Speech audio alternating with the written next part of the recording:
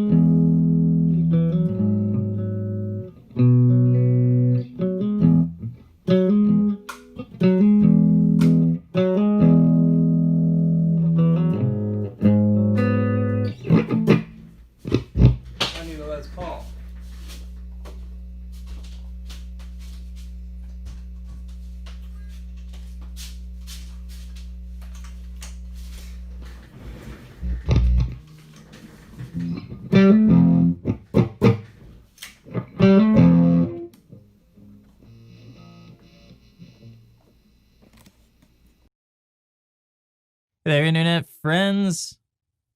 Who doesn't love a good tube screamer? I love tube screamers. You love tube screamers. You who might not like tube screamers, that amp you just switched to. Enter Chevron by Moustache Audio.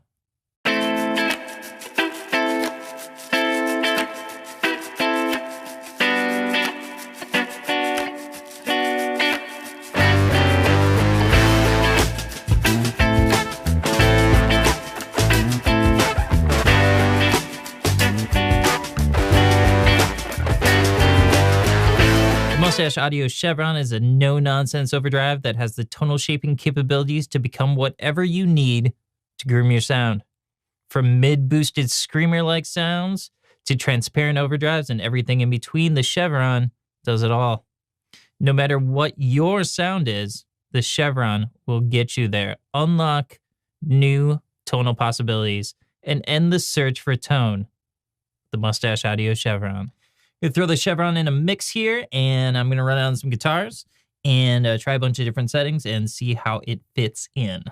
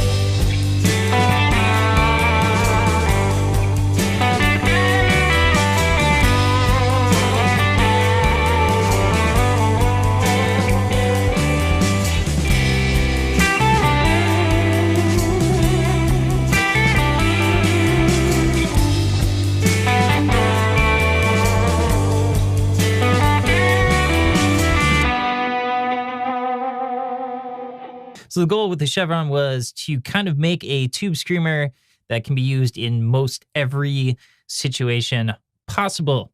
So you can see here, this is not your average looking tube screamer. We have a 3-band EQ, bass, mid, and treble, gain, and level. You can move that EQ before or after the drive circuit. Also hugely helpful.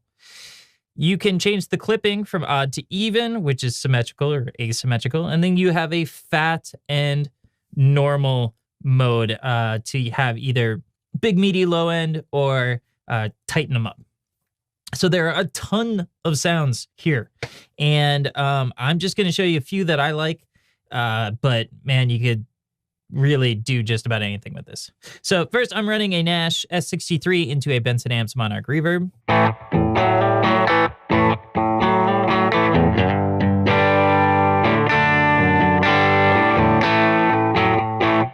First thing I dialed up is just kind of a classic tube screamer sound.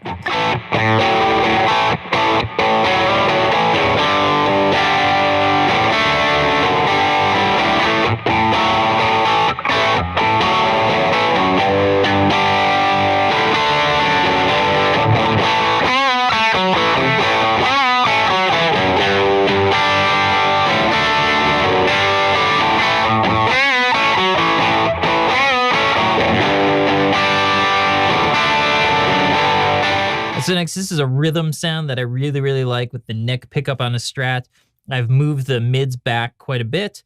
I've pulled the gain down a lot. I have moved us into symmetrical clipping.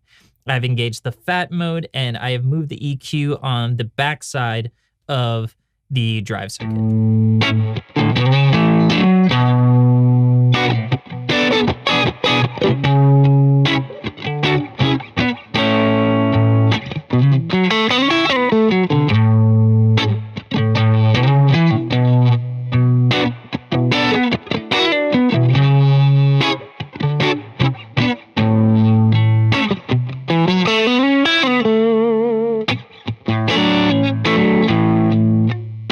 All right, so here we're going to juice the gain. We are going to juice the mids.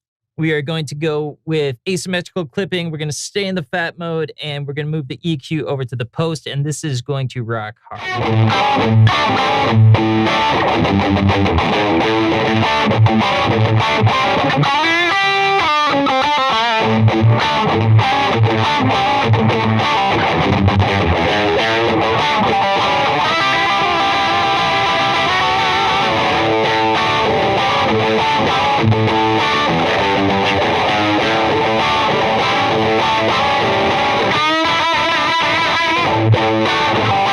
All right, next, as is the custom at Demos on the Dark, we will turn everything up to 10. We'll keep it at the asymmetrical clipping, we'll keep it in fat mode, and we will move the EQ on the other side of the overdrive circuit.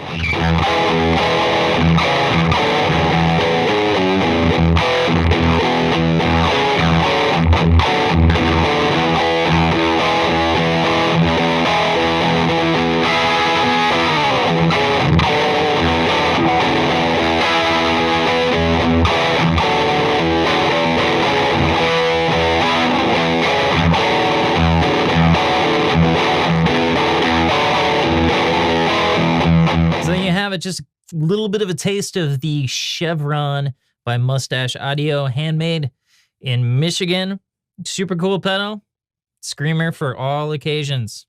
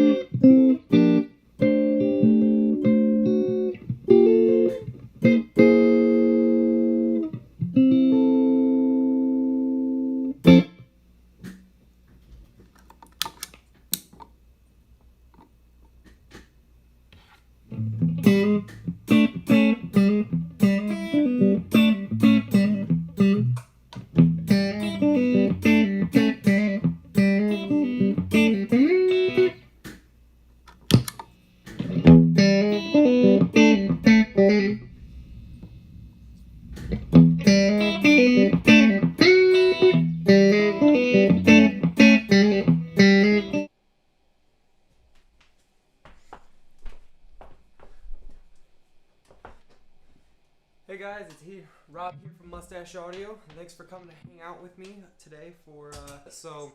Today I just wanted to come say hi, come hang out with you guys. I've got some pedals set up, so you can see I've got all of the Moustache Audio pedals here, as well as a reverb and delay.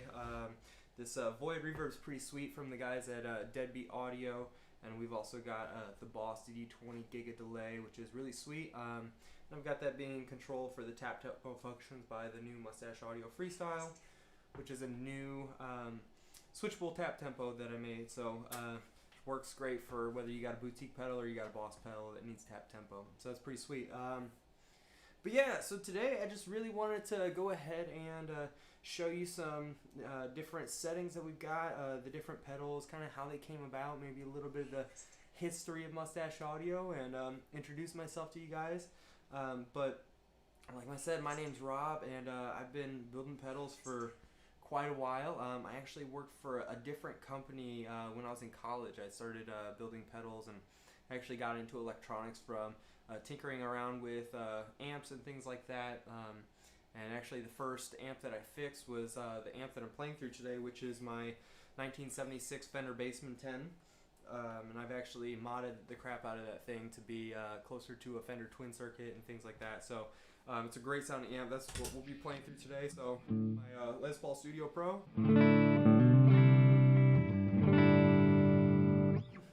So it sounds pretty good, but that's how I got into electronics, and I wanted to learn a lot more, so I reached out to a guy that was kind of a legend in the business, and he was really close to my hometown, and so during the summers I would go build pedals for him, and I learned a lot. And in about 2017 I had an idea to create a new pedal, based on some classic design, but also some things that was happening in my head. For me, I had a pretty big pedal board, and I had a lot of overdrives. I was running a Marshall Blues Breaker, which I've got, and I'll probably pull out later to play with. And I was running a Boss SD1, and a couple other drives that I really liked, but there's some times that I was really not happy with it. And so I found myself using a Boss GE7 to run before and after a drive pedal. So I had it right smack in between my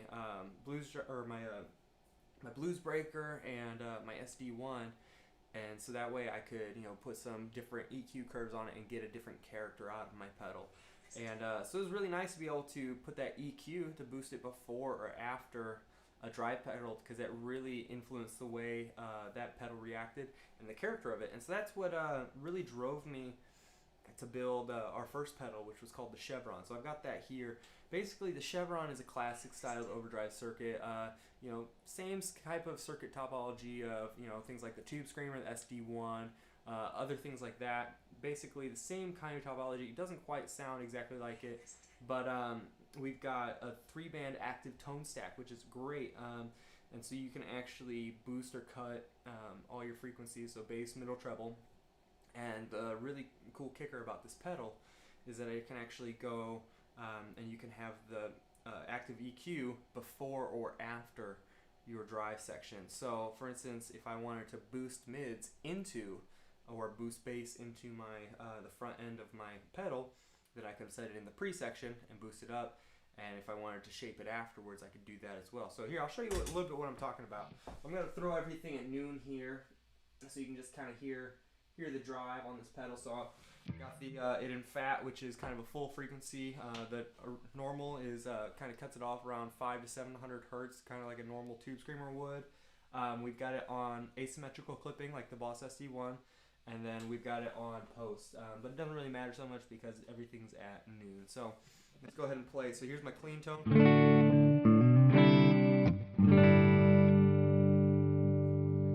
the bridge pickup.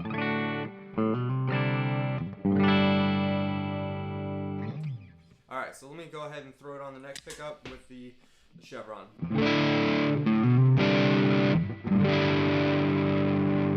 The bridge pickup.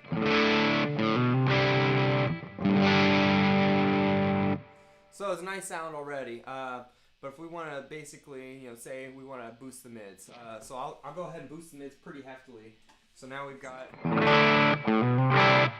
that's quite a bit. So right now we're in post, so your your sound is driving and you're getting all your overdrive, but then you're adding the mids later, which is a good sound. But it sounds completely different than if we were to put it in pre. So I'll go ahead and play, and then I'll switch it to pre.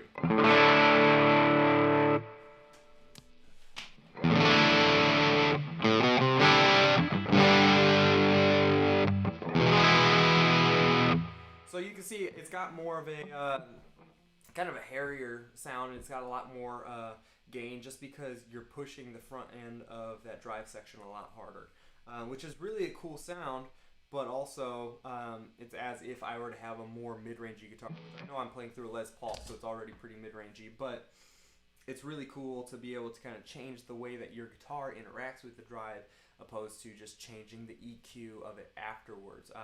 So I'll just go ahead and play through a couple things. I'll throw it all back up at noon, and we'll run through the low gain settings, and then take it up through some of the higher gain settings and see what we can get. So we got the, like I said, clean tone again. Let's hit it with some low gain.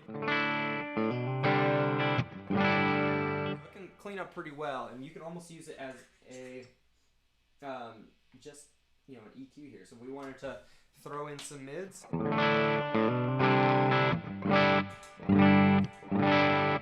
you want to get kind of crazy with it, you want to make it sound really nice and fat. Pre's the way to go. Okay, people like, yeah, pre's pretty sweet. Yeah, so we got that. We can change it to post there and have it a more clean. Because you saw as I was pulling up the mids and stuff like that, you're actually going to lose some headroom in the pre section. So I throw up those mids. So it's actually adding gain to the circuit, which is really cool. But if we throw it in post, we're going to get that nice clean sound again, but then we're going to get that nice EQ.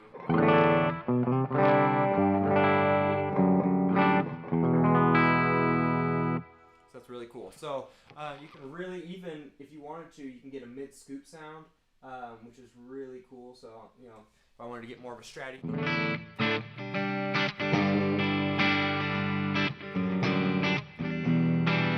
So you can get more of like a strattier tone if you would like, all that kind of stuff. So it's really shapeable, which is really awesome. I've got a couple other features here. So let's go ahead, and before we go to any of the other features, let's just kind of take it through some of the gain settings. So right now we're at the low gain. You can, you know, right at about 9 o'clock. It's pretty fat. You got a little bit more hair to it. Up at noon. Okay, and then we got at 3 o'clock. Alright, and then all the way up. So, it's got quite a bit of gain for a screamer type pedal, which is pretty cool. But it's also got a couple other features that are really interesting. For instance, we've got the, looks like we got another chat here. It's really cool though because, you know, we've got the odd and even, you know, so the asymmetrical and symmetrical clipping. So you can kind of take it to a more aggressive or a more dynamic. So odd is definitely a more dynamic kind of clipping to me. I really like asymmetrical clipping. So if you were to take it and throw it into even,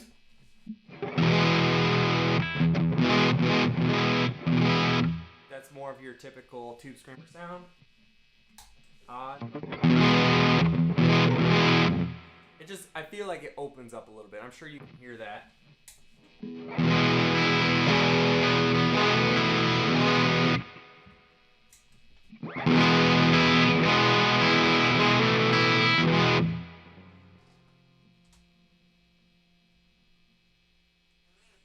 Gotta turn up my voice volume. Alright, let me take care of that really quick.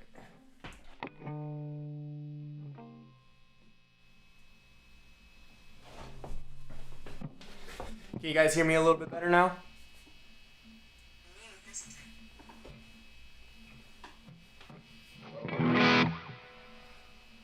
So like I was saying, the clippings is really nice to have that asymmetrical clipping. Gives it a lot more dynamics to me, versus the even. But depending on what you like, it's got the option there. Another one that's really cool is the fat versus normal switch. I've actually usually used fat on a lot of my single coil guitars, but when I'm in the mix playing in a band and stuff like that, a lot of times on my Les Paul and my 339, I actually go through and use the normal setting just because it tightens up. This guitar can be pretty dark sometimes. Same thing with my 339, and it just really helps to be able to have that extra cut on the low end to be able to really push it through. And I could cut with the bass knob, but if I wanted to be able to shape the EQ controls afterwards, I can still take some of that low end out in the clipping section to give it some more clarity. So I'll show you what that sounds like really quick. So let's go ahead and put it to normal.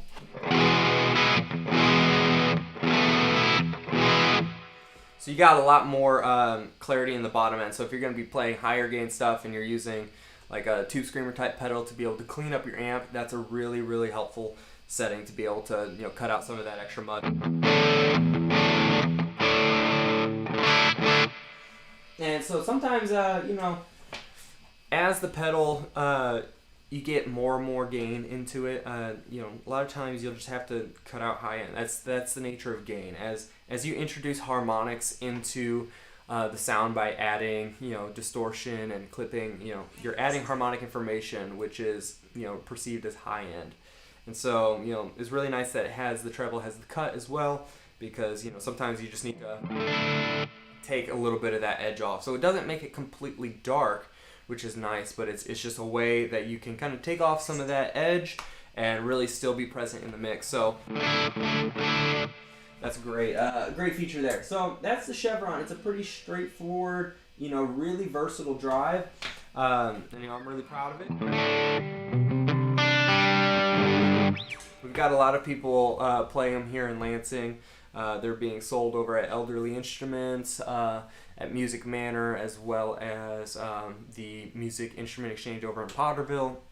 So, kind of this Central Michigan is all over the Chevron. I've got quite a few artists that are playing it. I've got one on tour.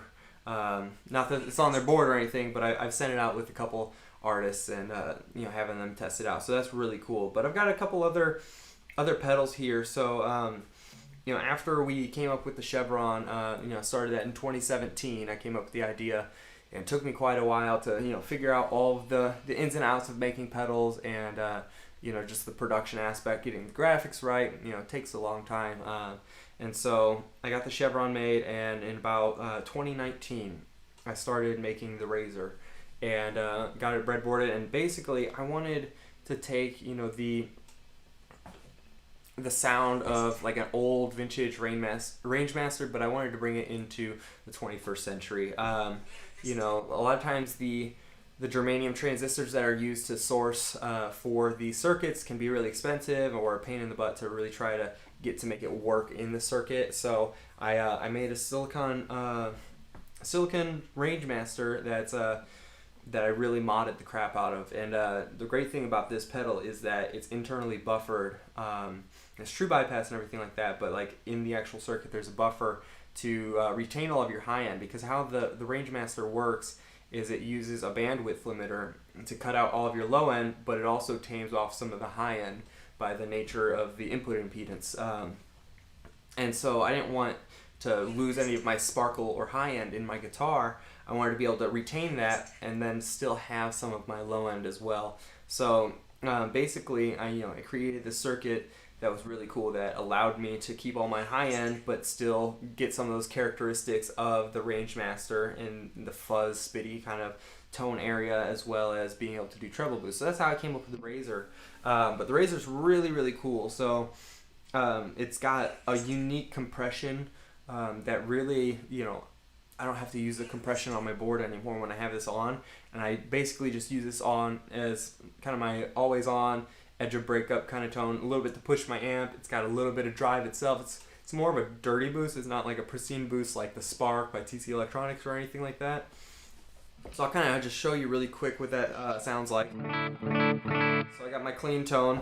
I got everything, up at noon basically. but the shave is going to control and takes it into a crazy fuzz territory.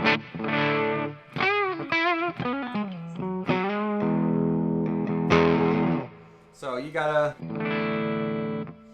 a nice little bit of drive there. It can clean up if you turn the gain down, and then you can turn the level up quite a bit.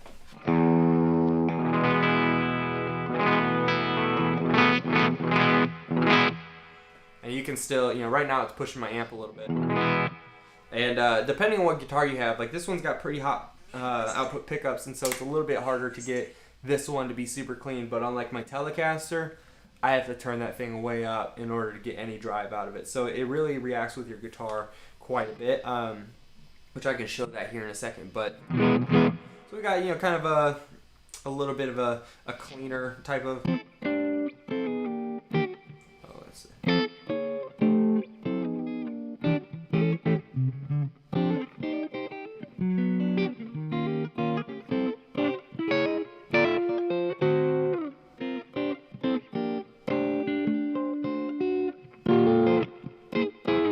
So not 100% clean, but it does the trick. So that's in the treble boost mode.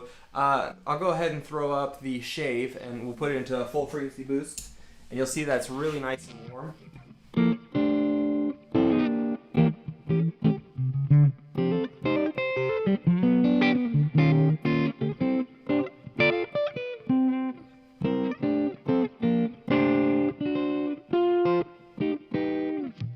So you got quite a bit of low end there, which is really, really nice. So let's go ahead and turn up the gain quite a bit and see what kind of drive tones we can get before we turn on the lather.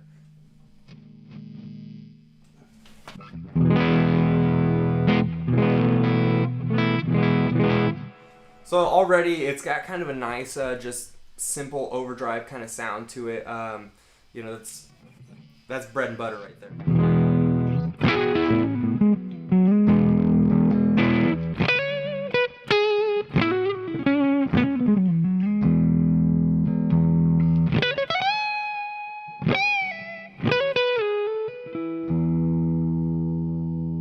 Super bluesy. I love it for that kind of stuff. You can even crank it up a little bit more if you like.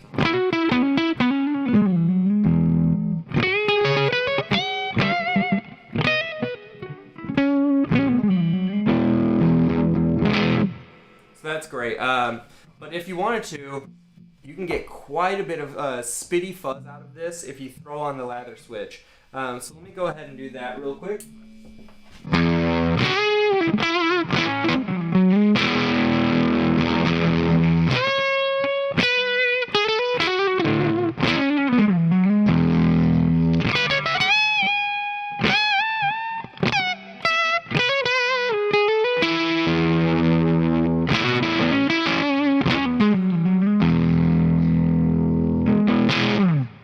So you've got a lot of really nice just spit coming out.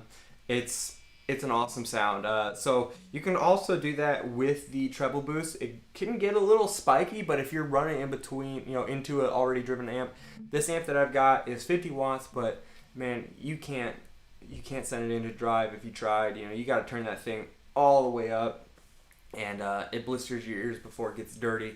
That's just how the Bassman 10s are. But if I was to be running into my Vox over here, then that would be a great thing to have. Just that treble boost to really just give you kind of a spitty sound, maybe more of that like Brian May kind of sound. So let me go ahead and throw it onto the treble boost.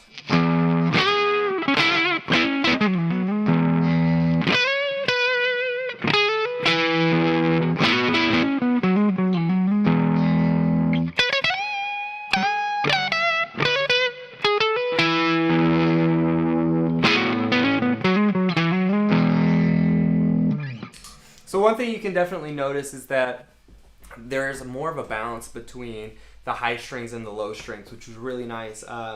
With the full frequency boost, and a lot of times with drive in general, the low frequencies have a larger wavelength. If you ever have done any kind of recording or anything like that in your DAW, you can see when you play a low note, the frequencies, the wavelengths are huge.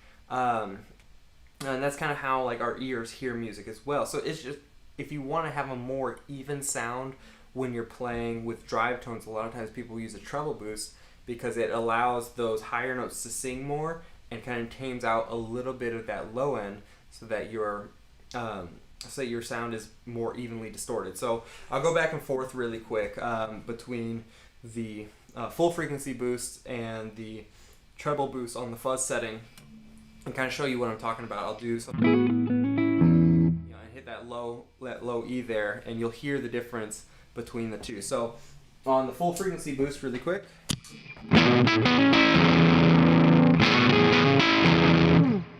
On that, it kind of overtakes the sound. So let's go ahead and let's throw it on the treble boost.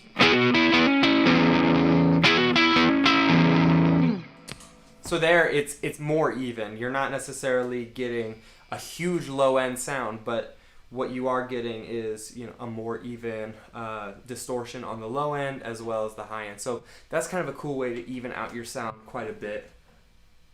And so if you wanted to, use that, one thing I really, really like with the Razor is using it to boost my chevron or any other overdrive pedal or even another fuzz pedal to just kind of take it into crazy territory. So let me go ahead and give it some slight boost here. And we can try it with the treble boost first, and then we'll try it with the full frequency boost. So we've got the chevron going here. All right, so then let's go ahead and add the Razor.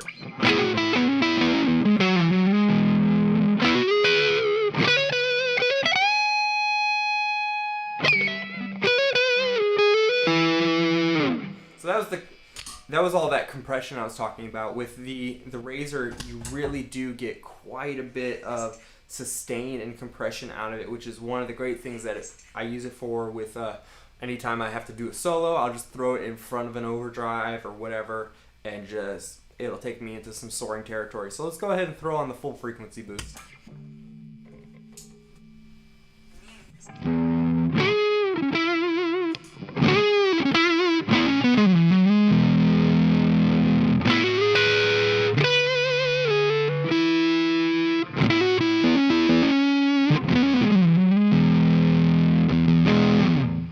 Saying, you can probably hear there that it gets a little bit fuzzy in the low end and stuff, and it sounds a little bit meatier, but you're not getting as much drive. So sometimes I do really like to just have that treble boost.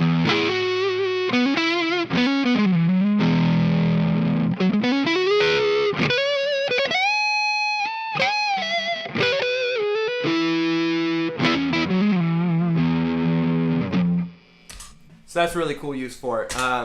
So I love the Razor. I've had a really, really good response with the Razor here in Michigan. I've got one of the guys just bought one over in Washington. His name's Reese.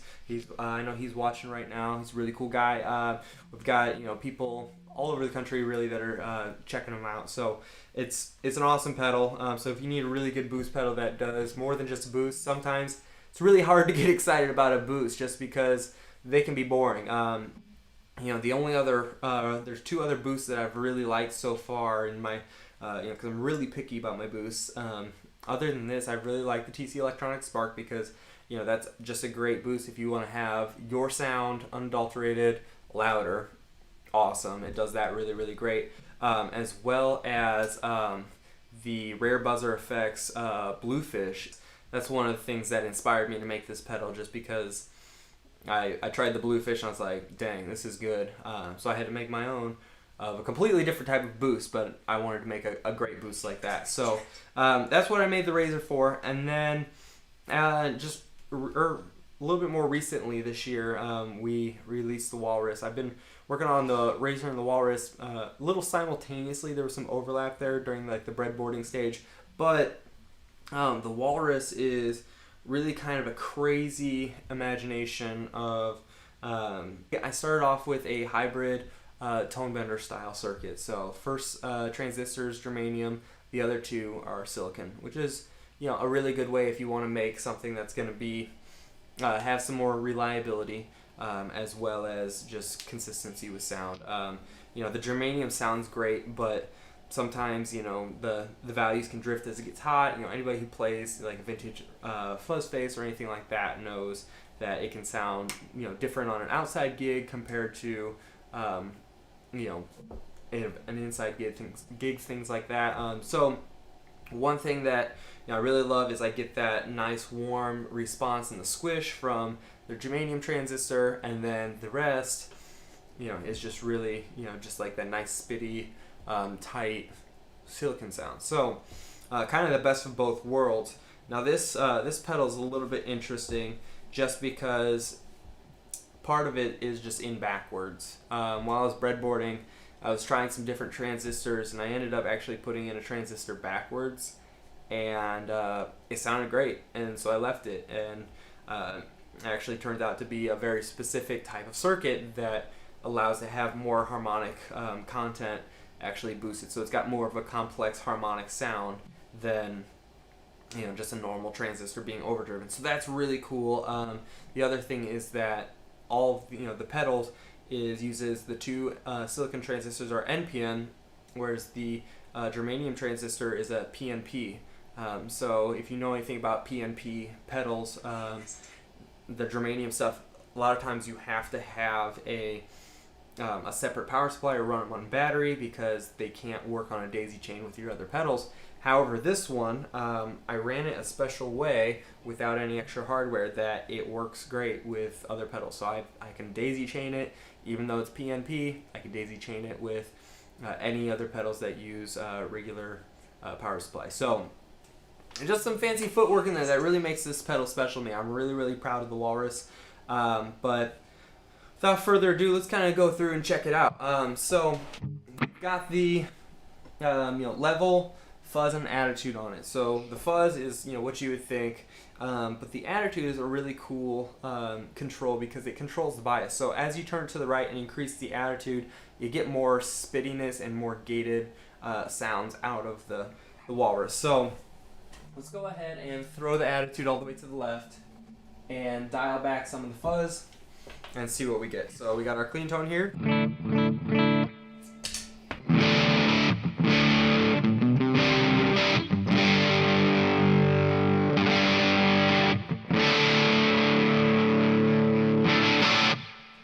Super awesome. So the Walrus is got plenty of gain on tap, but with the attitude all the way at the left, it is a really tight fuzz machine. So let's go ahead and turn the attitude a little bit to the right as we go ahead and play.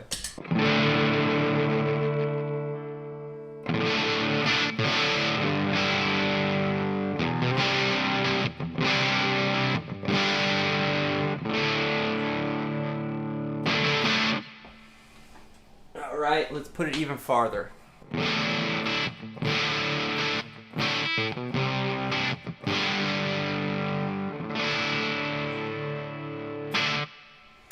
Pretty sweet. So if we put it all the way to the right, we can get some pretty heavy gated sounds. So let's do it. So as you can tell, it's already really quiet, just because we're just kind of overloading the transistor in the way that it's working. So a lot of times when I do this, you have to go through and increase the level to compensate, but no big deal.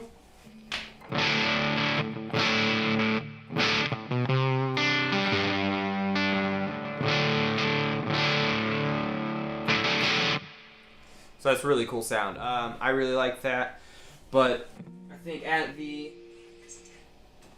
if the attitude's a little bit lower, you just get that really nice tight sound, which is awesome. So let's go ahead and take it through the range of fuzz that we have. So, and as you notice that when you turn the attitude up, you do get more spittiness and more edge to the sound, but you do lose a little bit of gain just because it is changing the bias of the transistor. So those two controls, the fuzz and the attitude, are very interactive. Go ahead and turn up the fuzz here.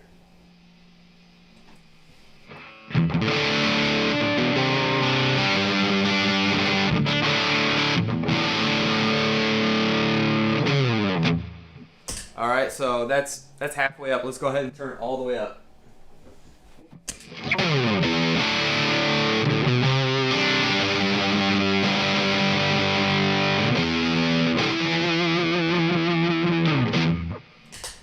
pretty sweet. So you got plenty of fuzz on tap there. It works really great. I love having, for rhythm stuff, I love having the attitude all the way off, to the left, just to keep it nice and tight. But for lead stuff, I love having it, more, higher attitude, more to the right, just to get some more of that vintage, spitty, compressed sound out of it. So, for instance, if I were to play a rhythm part.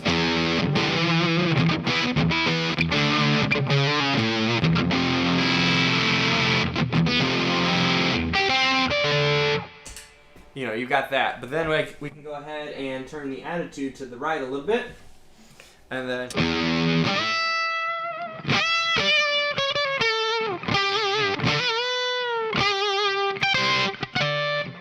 So that's really cool. So when you stack them together, that's awesome. Another thing that's really fun to do is when it is more of this kind of spitty kind of territory, is to take and actually boost it in with the razor. So we'll go ahead and add in the walrus here, and then boost it up with the razor.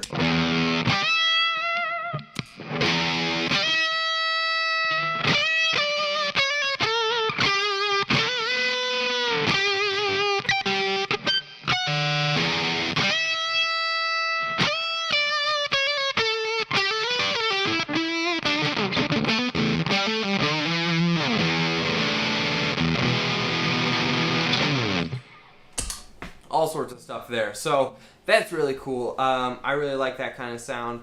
Another thing that's really fun to do with it is, the fuzzes can typically have more of a mid-scoop sound. A lot of times you lose some of the, the high-end fidelity or the mid-range fidelity with the fuzz. So, you get more of this mid-scoop sound, so it's really nice to sometimes add those mids back in a different way. And I found that it's a really good way to do that is to do it with the chevron. So what I'll do is I'll throw it on post mode, just add a bunch of mids to it, and I'll put it on a lower gain, and so I'll put on my walrus, and then we'll add the chevron.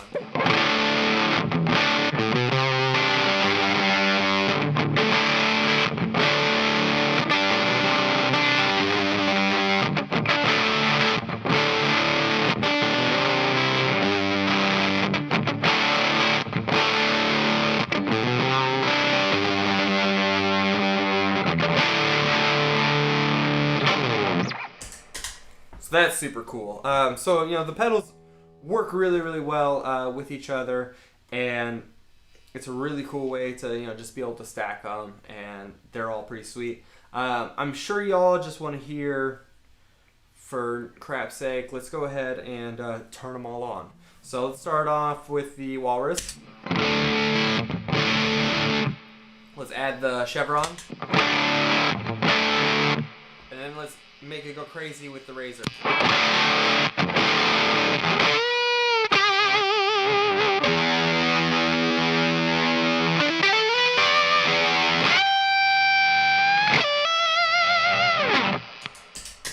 It's a little obnoxious. I don't know if I would ever use that sound, but hey, that's pretty cool. So the other pedal that I really, really wanted to use is the freestyle here, which is really cool.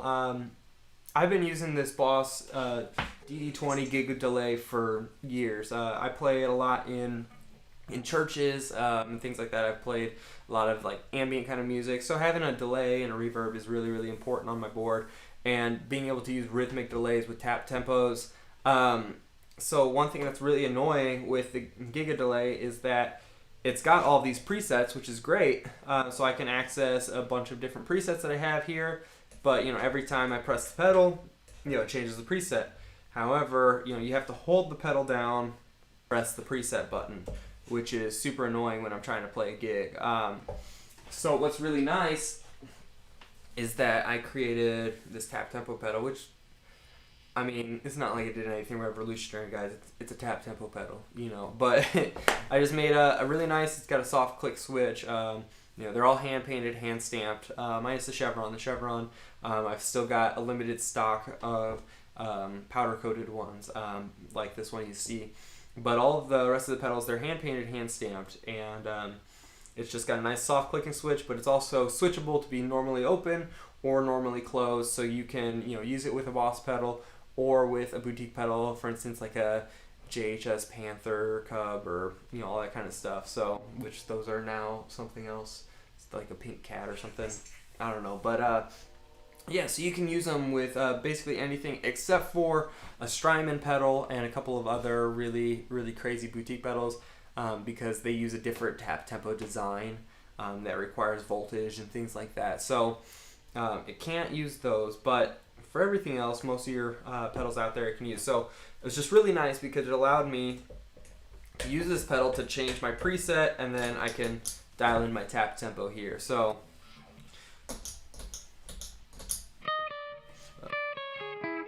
how do I...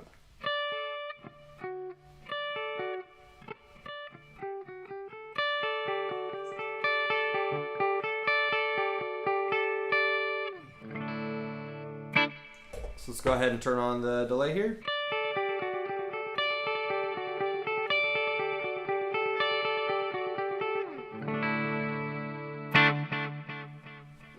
So, with the kind of music that I play, I always really needed to have something. A lot of guys, I know you guys will just throw on an analog delay, just put it to short or long, But for me, the kind of stuff that I'm playing, I really needed to have it to be rhythmic, or else it just doesn't sound right. So having a tap tempo is really important. So that's something. Those are really cheap. So if you're interested in one of those, I believe they're $39. But if you guys are interested in any pedals today, I just want to remind you that I do have a coupon code. So if you see on the side of the Effectopia page there's 15% off all pedals and merch today. And the coupon code should be STOMP20. So you guys can use that to go ahead and check out anything that you'd like. And so even the freestyle being as cheap as it is, you can get 15% off on that. And so that's really cool. Also, this month is November, so I know some of you guys participate in Movember, where you shave your mustaches and for awareness for men's prostate cancer and things like that. So this month I'm actually teaming up with the page Pedal of the Day, so they do reviews and demos and things like that. So we're going to be actually giving away this very walrus here. So if you guys are interested in winning the walrus that's used in the show, and being able to have a really sweet pedal that's mustache themed for Movember, then you guys can go ahead and check out the giveaway details on either our Instagram, which is Moustache Audio, or going to Pedal of the Day, and you just have to like both of our pages, and every $1 that's donated will get you an entry into it. So it's really cool. I'm excited to be doing this to help out a good cause, and so somebody can win a sweet pedal. But man, I think at this point I might just jam for a little bit and show you guys some more sounds. But if you have any questions, I'll just be hanging out for probably the next 20 minutes. And if you guys have any questions, just go ahead and throw it in the chat, and we'll see what we can do. So I'm happy to answer anything or just hang out. So without further ado, let's just jam.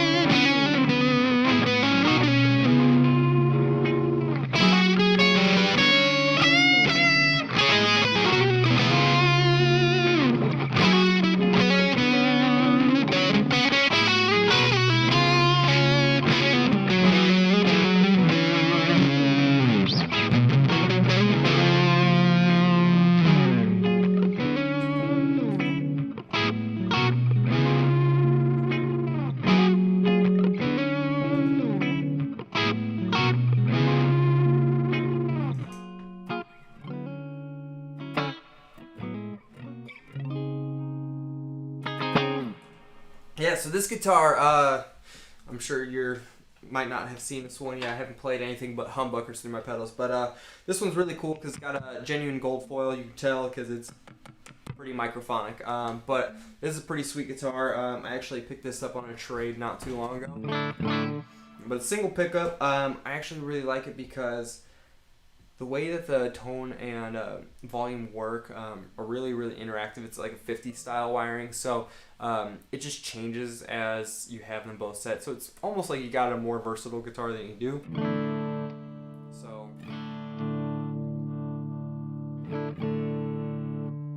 it's pretty sweet. But I was just playing through really quick. I'll show you what kind of settings I had for that little jam there. So the Chevron, we had a little bit of a mid boost in the post mode.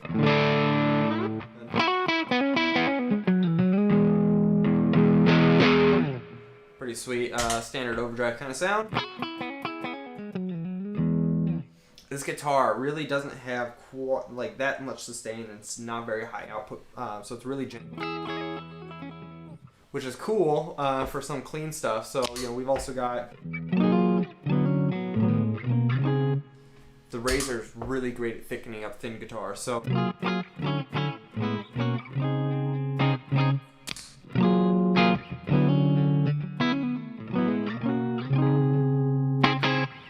that's one thing that's really awesome. So I love the Razor for that. Now, if I were going to be playing, like I said, my Les Paul or something, I may have put it on the treble boost, but on a guitar like this,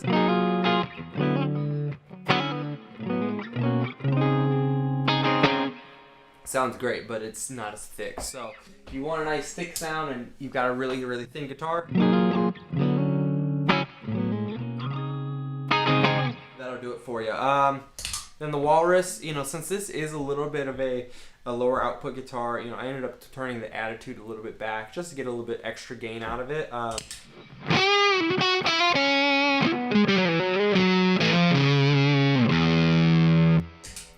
So that's that. However, I do have a guitar that has less output than this. Let me grab my telly real quick. You'd be surprised how low output this telly is. So this is a classic vibe, but I picked it up back in the day when I used to work at Guitar Center. But this guy, just a classic vibe, but it came with some lace sensors in it. So it's a pretty sweet sounding guitar. It's just really low output. So we've got the neck pickup here, and then we got the bridge.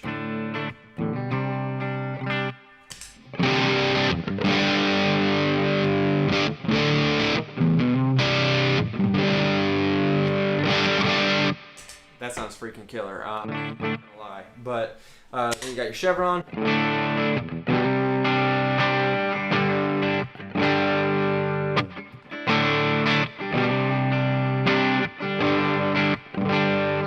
Let's throw this on pre real quick.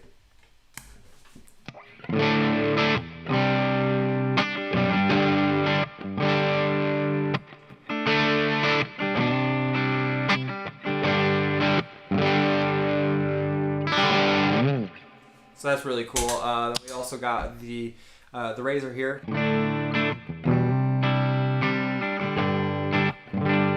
which just really helps thicken it up.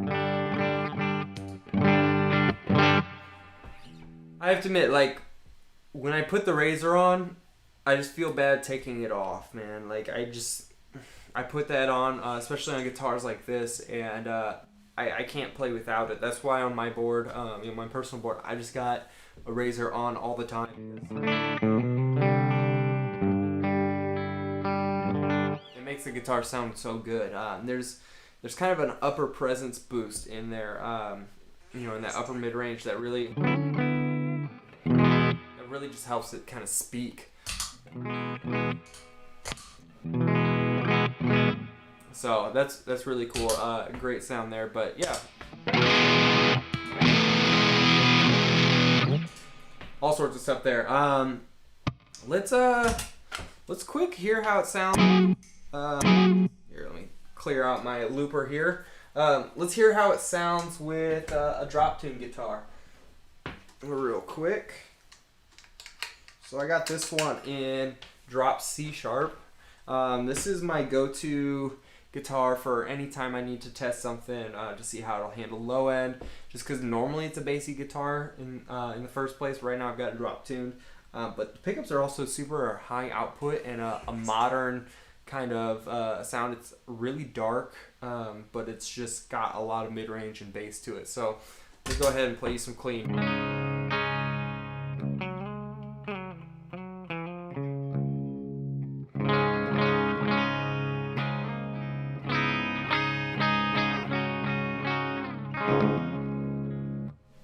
So if I were to throw the razor on there,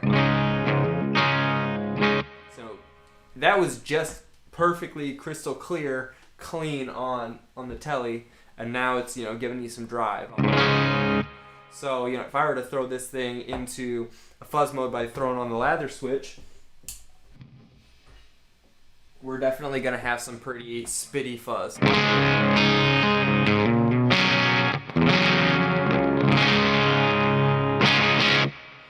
So that's kind of crazy. So let's take it back a little bit and just give us a normal boost. So on things like the Chevron, it's really nice to have for guitars like this to have that the cut switch or that normal switch there.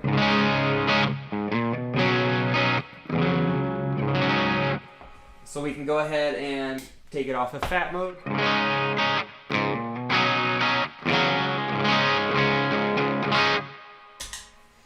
So that's really nice if you needed to have more of a focus sound. Just because it's nice to have a nice heavy low guitar, but sometimes when it's too low and too heavy, it just gets farty and flubby. So sometimes we need to cut out. Less is more sometimes. So cut out some bass and have a more tight, full bass end. So that's awesome. Let's hear some more with this.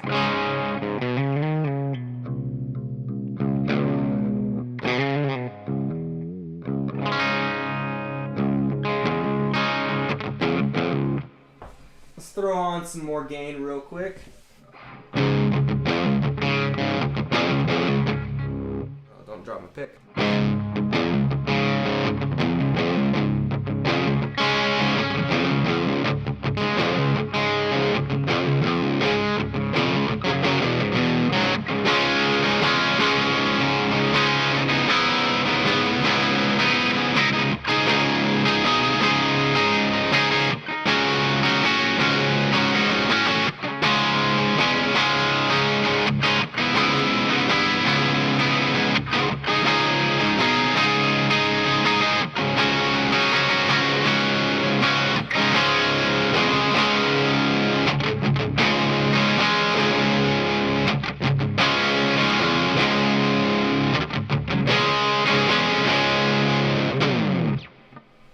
So that's a pretty heavy sound for just an overdrive and a boost. Let's throw the razor into some fuzz territory and stack it with the Chevron on that same thing and see what happens.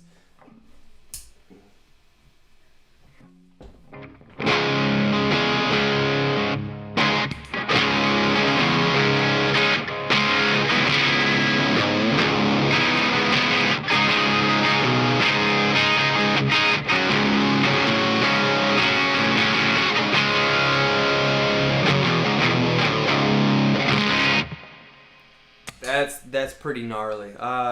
Let's compare that to the Walrus real quick.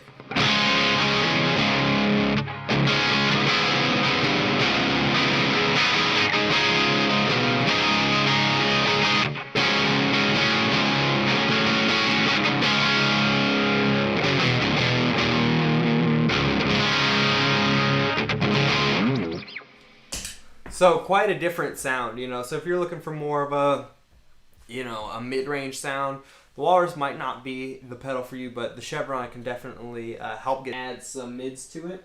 Then you'd probably get more of that kind of that sound. So actually, let's throw the gain all the way off on the Chevron.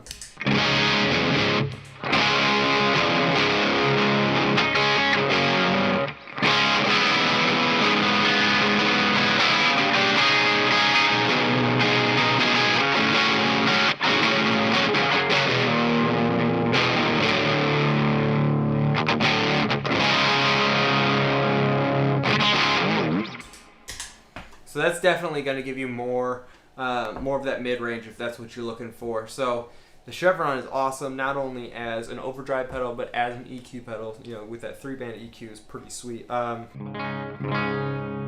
yeah, I mean, does anybody have any questions? If you guys have questions or just want to talk and hang out. Oh, okay, I see one from Jonathan Lundberg. On the Chevron, does the pre/post switch put the gain before and after the EQ? Yeah, so it actually moves the EQ section before or after the drive, technically, but yeah, that's what it does. So here, I'll show that really quick. So right now, we've got it set to pre, so the EQ is more interactive with the gain. So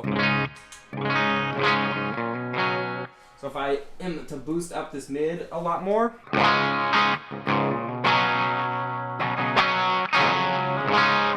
you're going to hear more gain out of it, and it's just, you know, the mids are reacting more with the drive section. So if I were to take down the mids a little bit and throw up the bass, I can make the bass, you know, drive a little bit more. If I wanted to make the treble, you know, kind of almost like a treble boost, I can make it a little bit more sparkly by driving it into there. So you'll hear more of a difference if we were to go through and add a little bit more gain. So I'll do that for you, Jonathan. We'll throw it on. So some medium gain here.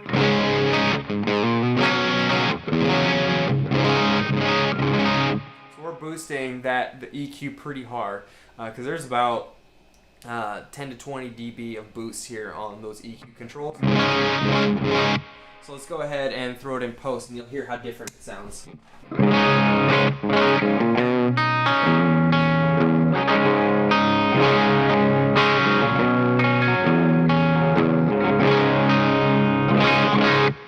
let's go back to pre.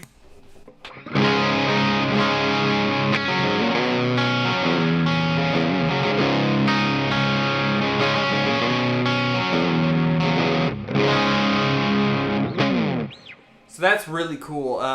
You can also, you know, if you take it all the way to the top. So let's go ahead and throw maximum amount of gain on the Chevron.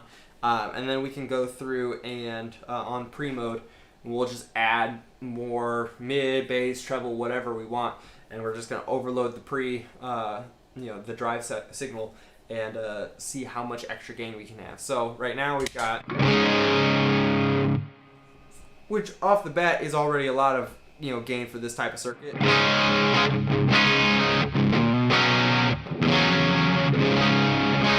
Let's boost the mids first. All the way. It's a little much, so let's take it back a little bit. And let's boost some bass.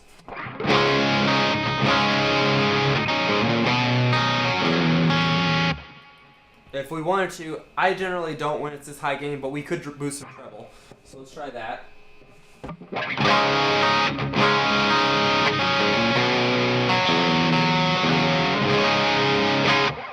So now it's getting a little out of hand. So let's just let's have it boost some bass, a little bit of mids. Let's pull back some treble, and here's what that sounds like.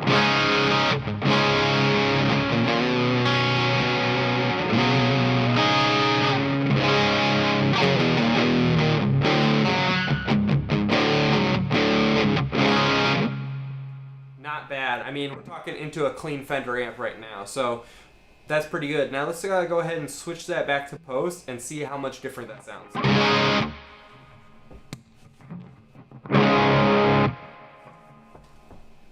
That's a big difference. I mean, honestly, that's a big difference.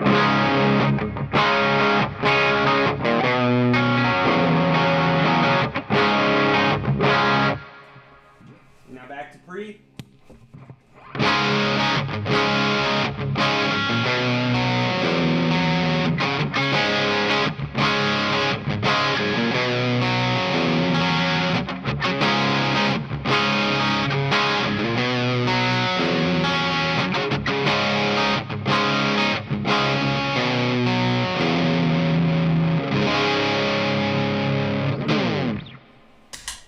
That's quite a big difference. So, depending on what sound you're after, you're going to have less control over the overall EQ of the sound with it in the pre-mode, but you're going to control a lot more how the gain interacts with your guitar. So, if I want my, low end to really react with the guitar, or I want that mid-range to really cut through, then, I can boost that or cut that however I want to make that happen.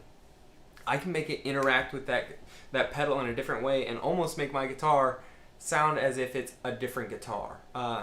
So if I'm playing a Strat, which I've got one here, so let me try this really quick. I'll turn all of the EQ to noon, and then we'll see if we can make this sound like a more mid-rangey, kind of guitar, which this is an HSS, so don't give me too much crap on it, but we'll throw it onto the neck pickup and try to do some sounds that way. So that's our clean tone, so that's pretty mid-rangey and bass heavy for this guy. Here, let's try it on your Strat sound. Versus, let's take it all back to noon. And let's boost the mid-range.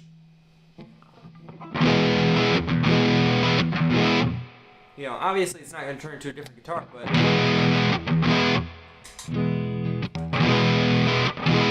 that's nice and mid-rangey. We can take back the treble a little bit, boost the mid-range more, add a little bit more bass.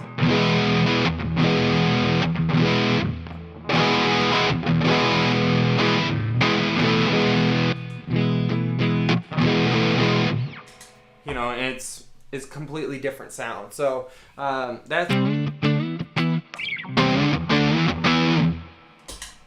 that's really cool. So that's one thing that you can kind of do with it, is really just shape the way that it interacts compared to a different guitar. And if that were to be compared to like a humbucker guitar, so like on my Custom Shop 339 here. So take a look at this guitar.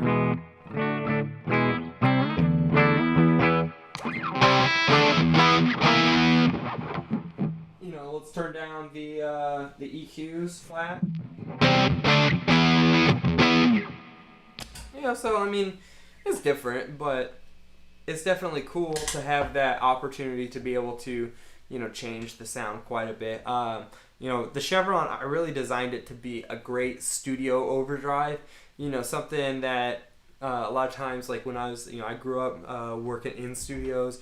I went to school for, music and music production, and so I'm in my personal little home studio here right now, but I interned and worked for a while at a commercial studio, and a lot of times what happens is you'll be sitting in the control room and your amp's over in an ISO room somewhere else, and sometimes you'll have your pedal board there and it'll, amp will be running in a different area or whatever. It's just nice to be able to have something that's really gonna completely change the sound. If you just want to be able to quick tweak how the amp's going to sound really quick, something that's got a really expandable EQ on it is really going to help you out, versus having to run into the other room, like, oh, my overdrive's a little too bassy, let me run into the room, go through like 8 doors to go and turn down the bass on an amp, just to have something a little less bassy. We can just cut out some bass here, or if you need some more mid, instead of getting up and running all the way out to the amp and turning up the mid range, come back, check, see if it's okay, going back and forth, it can be really tedious, and by the end of it I'm out of breath trying to do that. So it's just really nice to be able to just control it all right there. So that's basically what we got for today. I'm sure I'll be back later. I'm gonna have some friends coming, hanging out at I believe 3:30. We're gonna be having Hezekiah Trevino, so that's in about an hour. So I'm gonna just have some demos loop. I might loop this right here, so that we can kind of, anybody who missed it can see some stuff. But basically, we'll be back at 3:30, and we're just gonna jam, hang out, talk. He's a good friend of mine. He's an awesome player here in Lansing.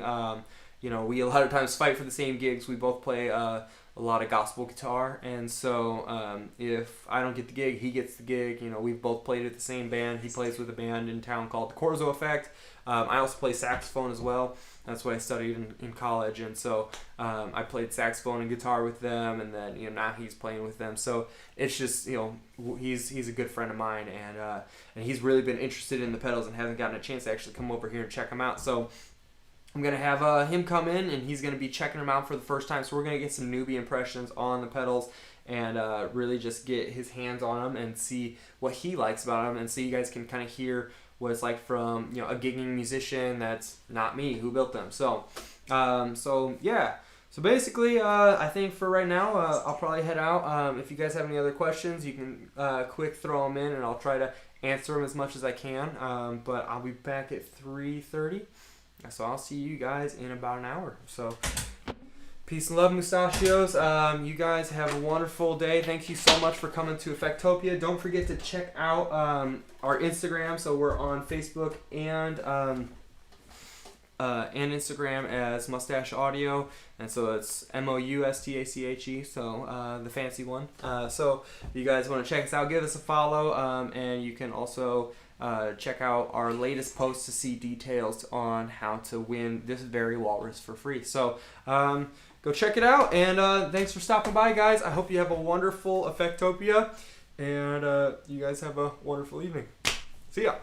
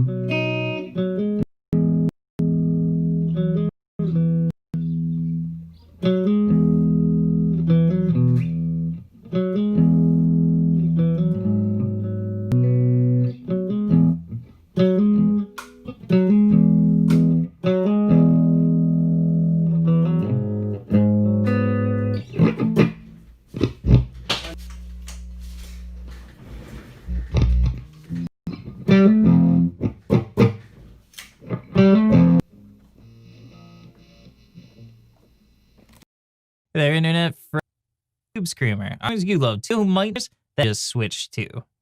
Enter Chevron by Moustache Audio.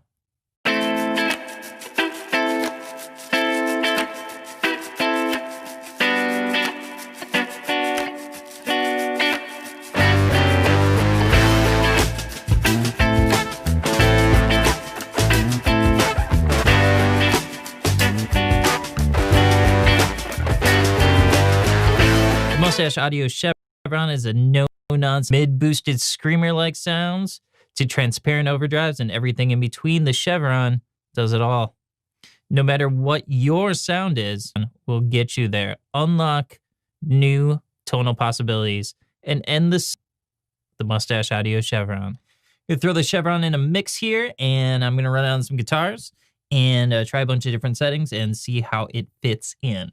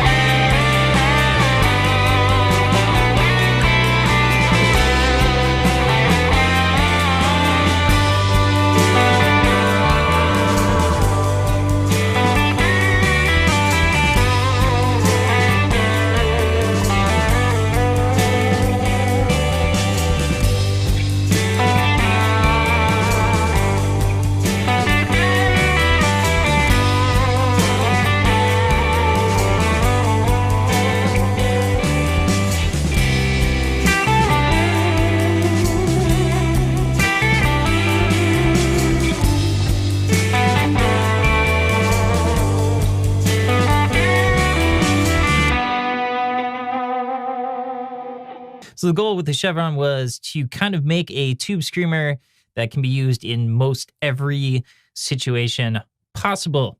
So you can see here, this is not your average looking tube screamer. We have a 3-band EQ, bass, mid, and treble, gain, and level. You can move that EQ before or after the drive circuit. Also hugely helpful. You can change the clipping from odd to even, which is symmetrical or asymmetrical. And then you have a fat and normal mode to have either big, meaty, low end or tighten them up. So there are a ton of sounds here.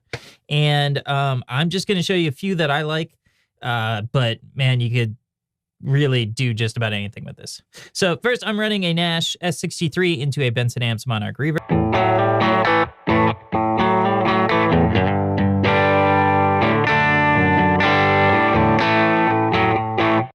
First thing I dialed up is just kind of a classic tube screamer sound.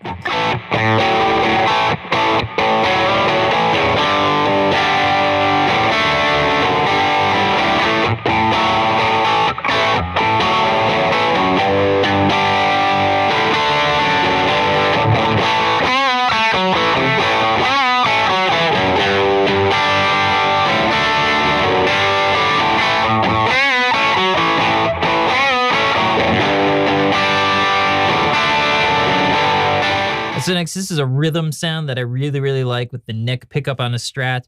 I've moved the mids back quite a bit, I pulled the gain down a lot. I have moved us into symmetrical clipping. I've engaged the fat mode, and I have moved the EQ on the backside of the drive circuit.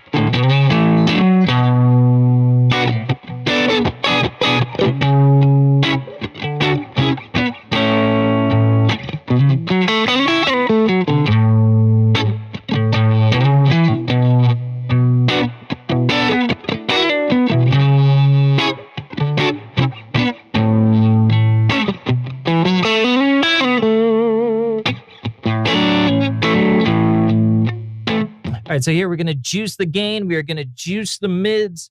We are going to go with asymmetrical clipping. We're going to stay in the fat mode, and we're going to move the EQ over to the post, and this is going to rock hard.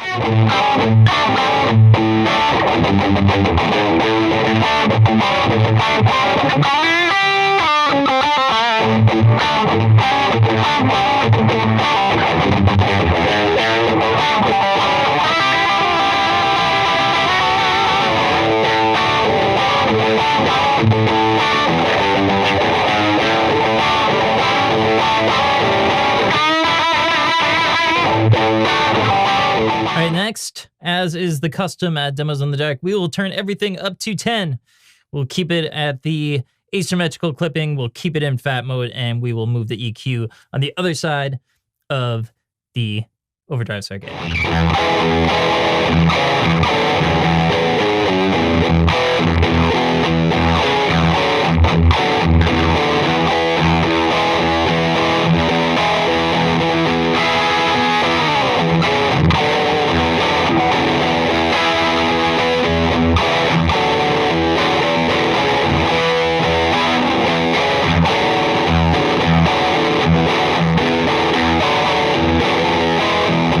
So there you have it, just a little bit of a taste of the Chevron by Moustache Audio, handmade in Michigan. Super cool pedal, screamer for all occasions.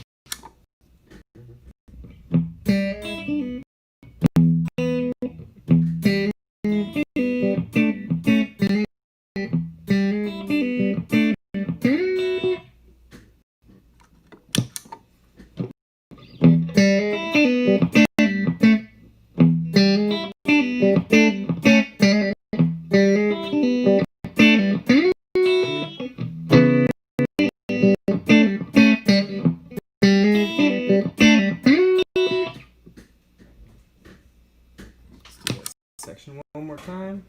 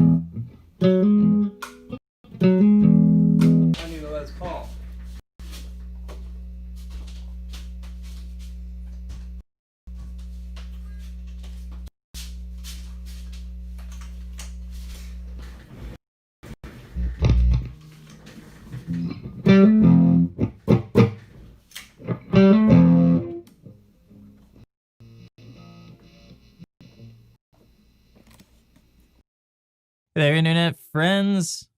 Love a good tube screamers. You might not just switch enter by Moustache out.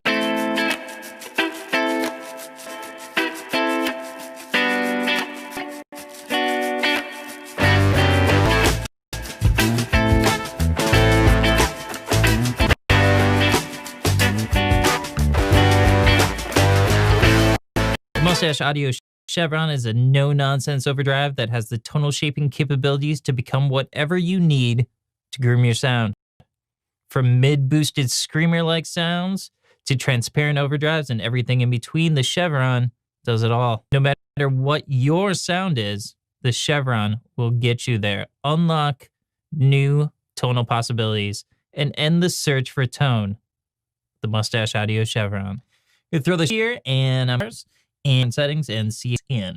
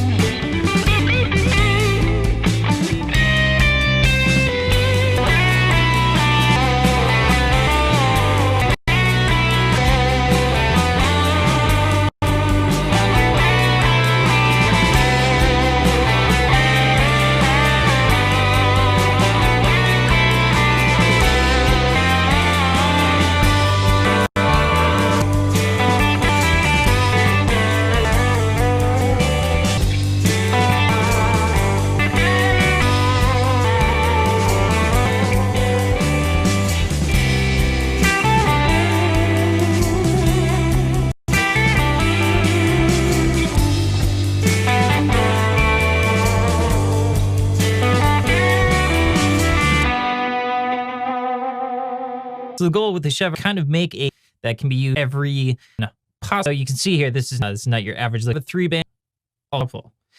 Clipping from odd to symmetrical or ace have a fat and mode, have either or ton. And I'm just going to show you a few that, but really this. So S63 into a reverb. First thing I dialed up is just Hube Screamer sound.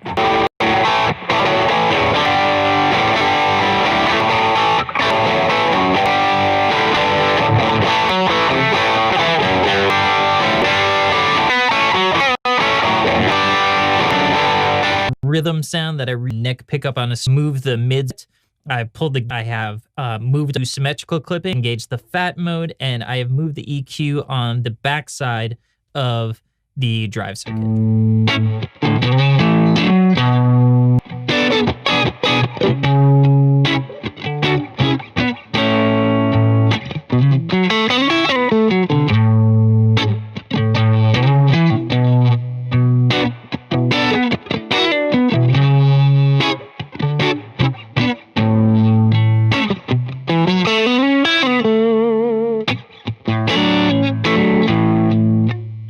All right, so here we're going to juice the gain. We are going to juice the mids. All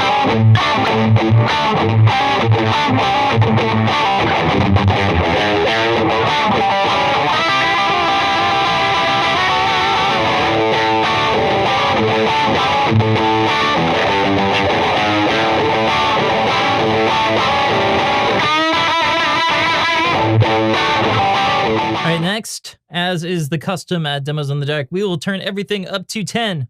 We'll keep it at the asymmetrical clipping, we'll keep it in fat mode, and we will move the EQ on the other side of the overdrive circuit.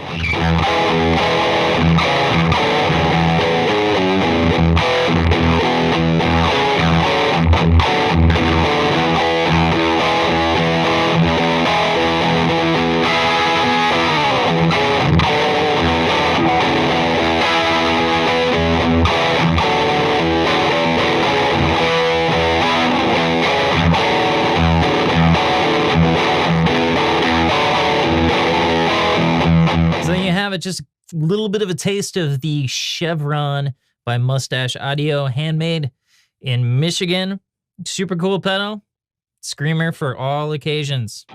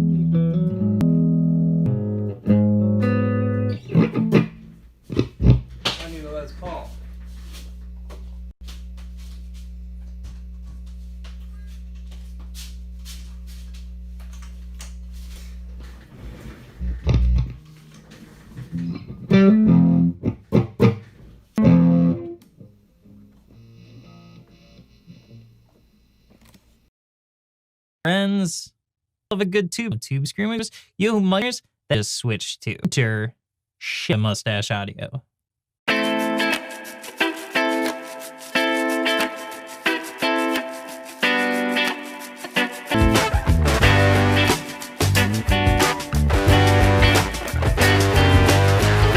Mustache Audio Chevron is a no-nonsense overdrive that has the tonal shaping capabilities to become whatever you need to groom your sound.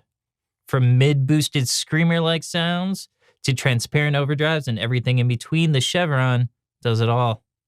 No matter what your sound is, the Chevron will get you there. Unlock new tonal possibilities and end the search for tone. The Mustache Audio Chevron. I'm going to throw the Chevron in a mix here, and I'm going to run on some guitars and try a bunch of different settings and see how it fits in.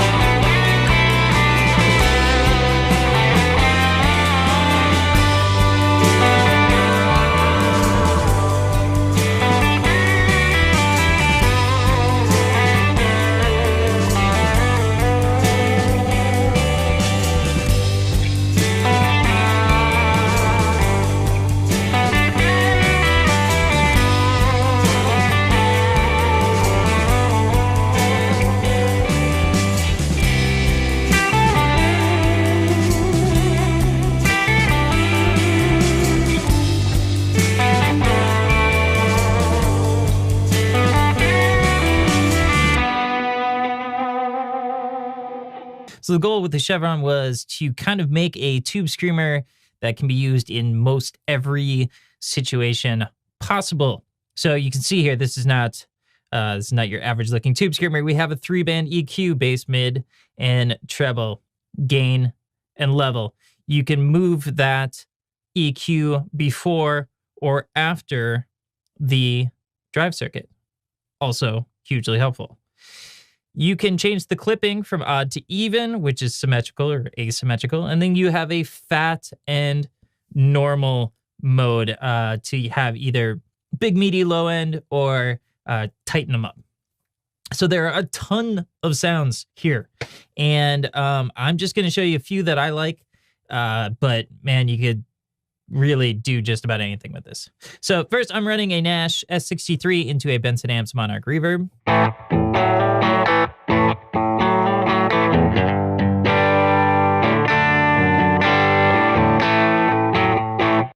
First thing I dialed up is just kind of a classic tube screamer sound.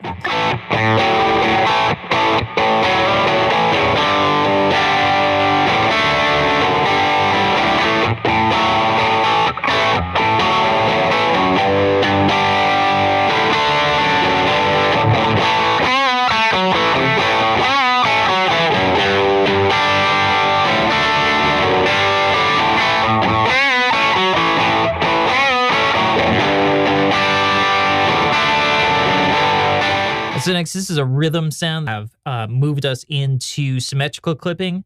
I've engaged the fat mode, and I have moved the EQ on the backside of the drive circuit.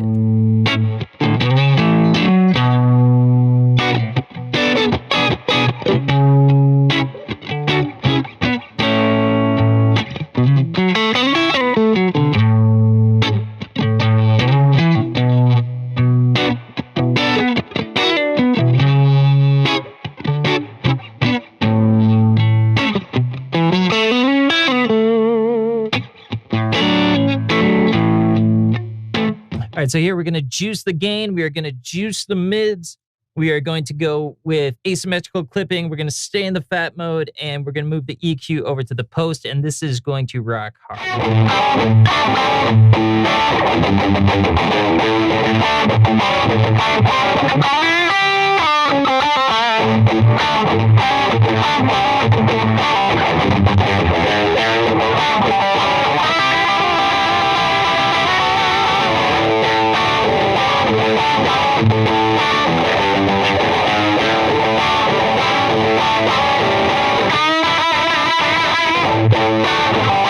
All right, next, as is the custom at Demos on the Dark, we will turn everything up to 10. We'll keep it at the asymmetrical clipping, we'll keep it in fat mode, and we will move the EQ on the other side of the overdrive circuit.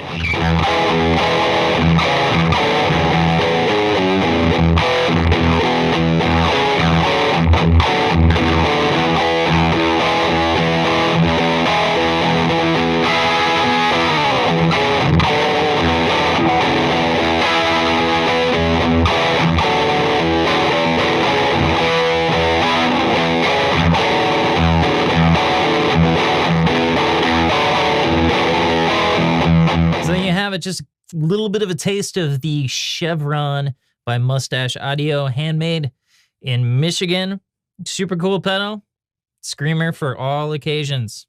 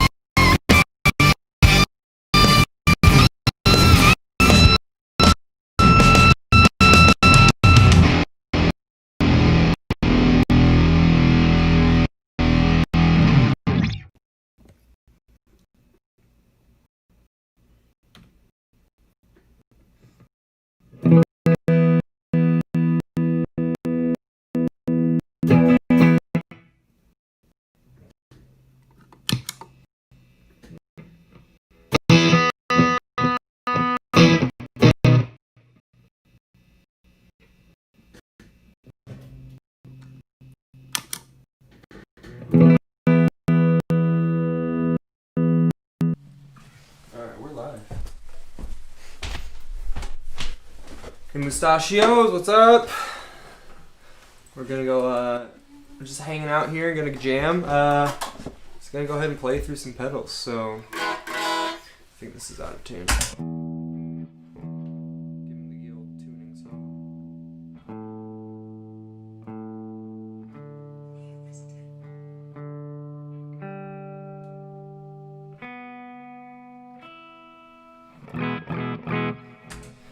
Alright guys, so I've got my buddy Hezekiah Trevino here.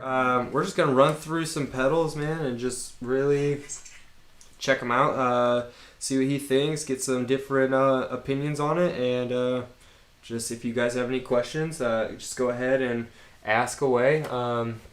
We'll be here for about an hour and hanging out, so I hope you guys enjoy. So first off, let's start off with the Chevron. So that's, like I said, the first pedal we made, just a standard overdrive, and I've talked to you about the Chevron before, and you're pretty interested in it. So just a quick run through like the features and stuff. We've got a 3-band active tone stack, so you've got bass, middle, and treble. That's you can boost or cut. We've got the odd and even, which changes between symmetrical and asymmetrical clipping. The fat and normal, which basically introduces a high pass filter in your clipping section, so you can cut out some extra bass. And then just gain level. So turn up your Strat and let's hear clean tone. So we're running looks like it's a Mexican Strat. So we got a Mexican Strat running into 76 Fender Bassman. So double check the live stream here, make sure everything's working fine. All right, so good.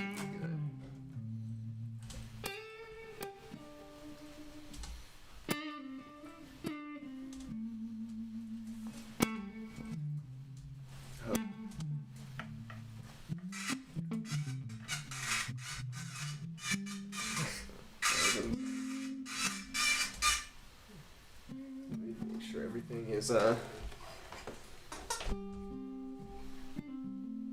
looks like it might be stuck here.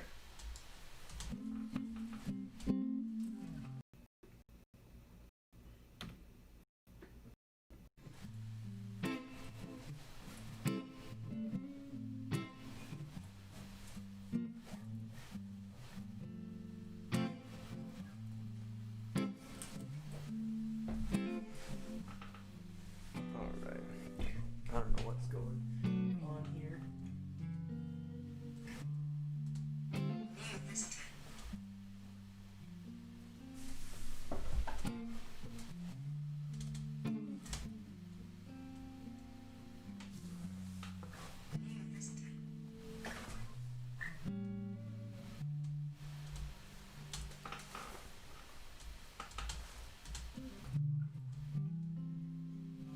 It's definitely lagging. I'm not sure what's going on here.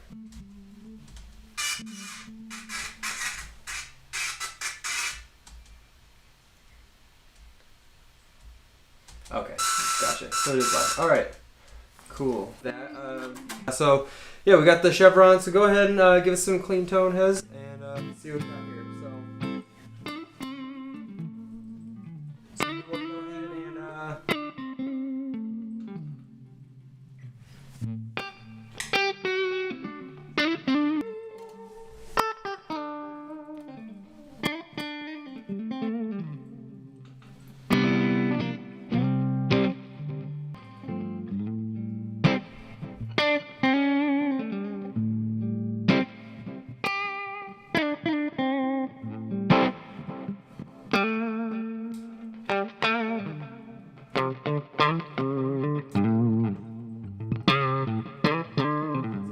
Gain setting right there. I was just running through, for the Strat. Right now I've got it on mid boosted, but we can run it with a little bit of a mid scoop there if you wanted, which is cool. Not many times you get to have a tube screamer type pedal with a mid scoop on it, so sounds great on that Strat, by the way. And then so if we can throw in a little bit more gain, so.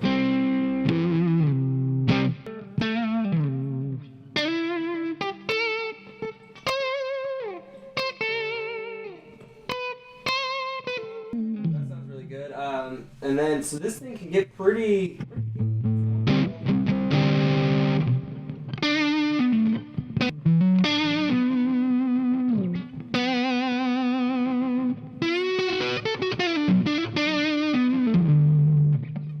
bass added, some mid scoop, a little bit of treble roll off. So if you wanted to, we can add some mids to it.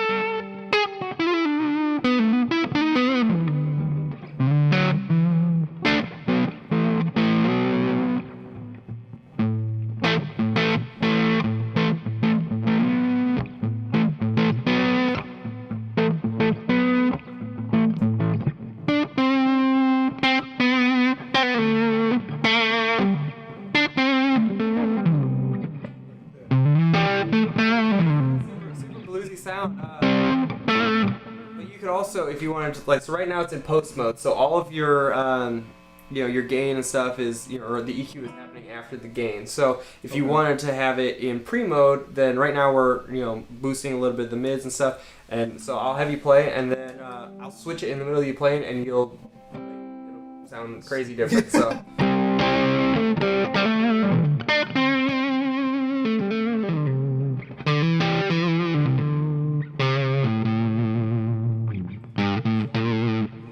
More drastic with it. So for instance, if I was to like crank up the mids and all this stuff,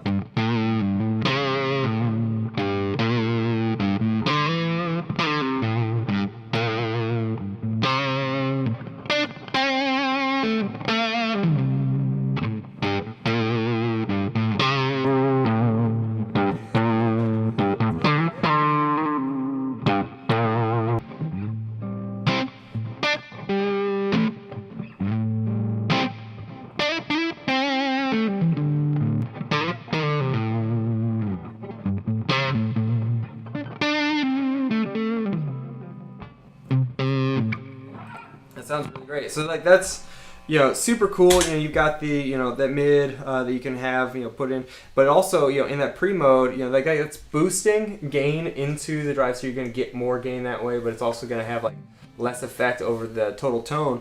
But if we were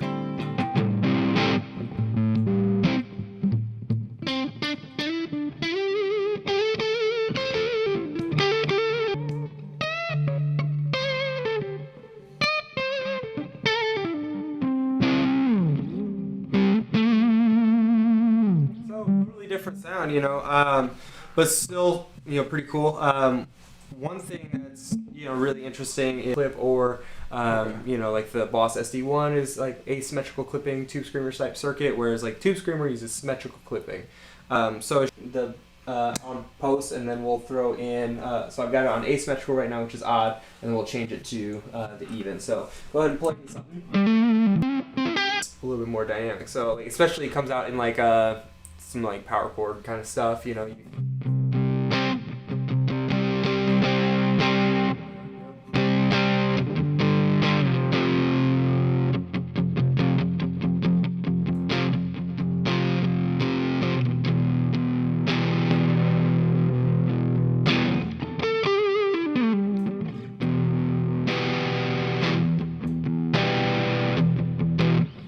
For sure, I really like it.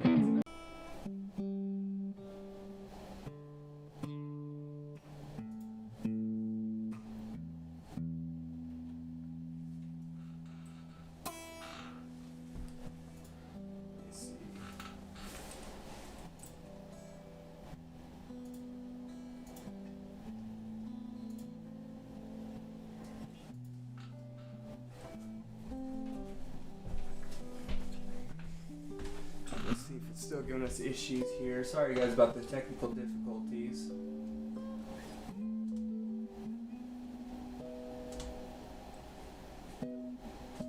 Alright.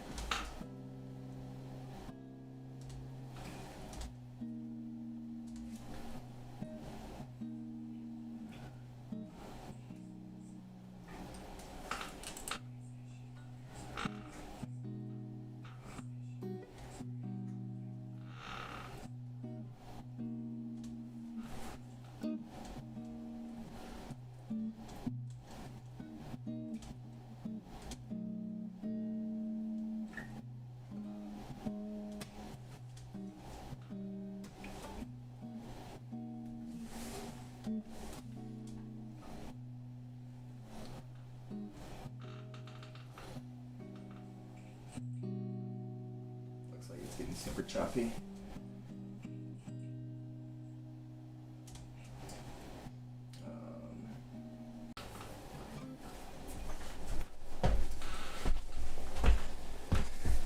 All right.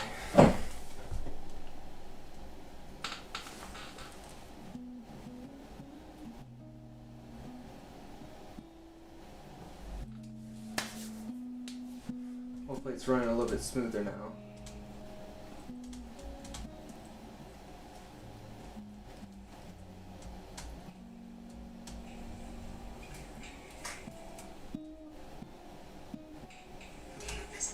Alright, so everything looks like it's working fine now. Sorry about that. Alright. Where were we? So we've got everything working. Should be running fine now. I had to downgrade the resolution to 720. Thank you guys for the shout outs. That should work. Perfect. Alright. So we've got the chevron here. Yeah, let's play some of the walrus, and then, like I said, we can use the chevron to be able to use it as an EQ. So I'll throw you some fuzz with the walrus real quick.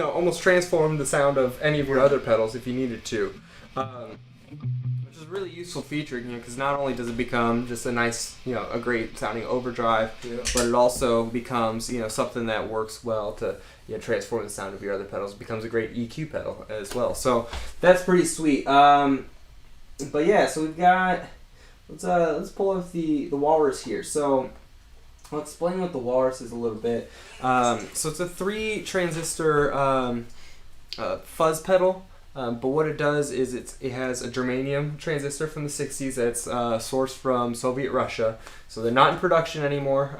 They've just got a giant warehouses full of them, and so I happened to buy a bunch. And so it's some really super old tech, kind of like the original like fuzz faces and things like that.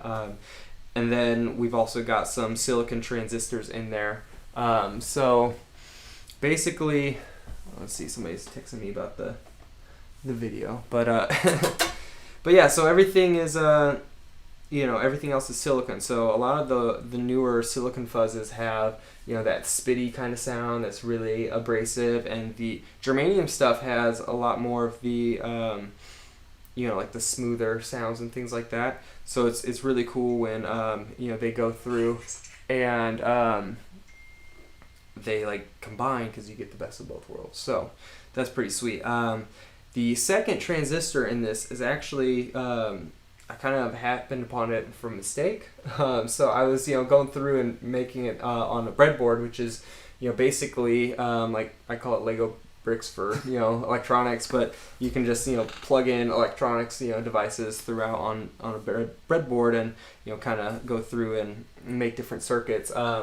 But I was trying out some different transistors for the fuzz, and I accidentally put in one backwards, and it sounded awesome, so I kept it. So the middle transistor is running in what's called a reverse beta gains amplifier, which is fancy way of saying that I put it in backwards, but it sounds good. So so that's really cool. And so it's got basically your level and fuzz like your normal fuzz pedal would be, but then this attitude switch is actually a bias control for one of the transistors, and it allows you to if you want to have like a really tight fuzz, then you can have the attitude all the way down. But the more you turn it up, the more spitty and gated it sounds. So I'll show you really quick. I'll throw on some overdrive here. So then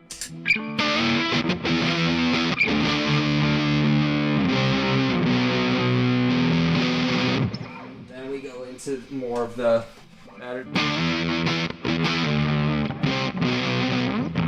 play some more of the like lead kind of stuff versus this. You get more of a tighter response. It doesn't sag. Right. And then you've got all the way kind of over. And it kind of gates out. And you can get really crazy with it and turn it all the way up, and then you have to kind of turn up the volume a little bit.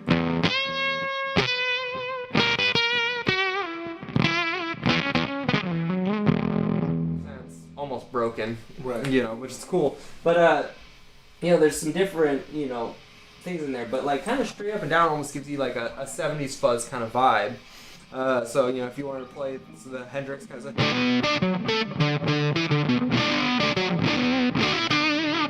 that kind of stuff, it works really, really well with that spit, even though it's not a fuzz face, But yeah, obviously it's going to be reactive to the the input of your guitar as well. So for instance, that was on my neck pickup. If I put it on my bridge pickup,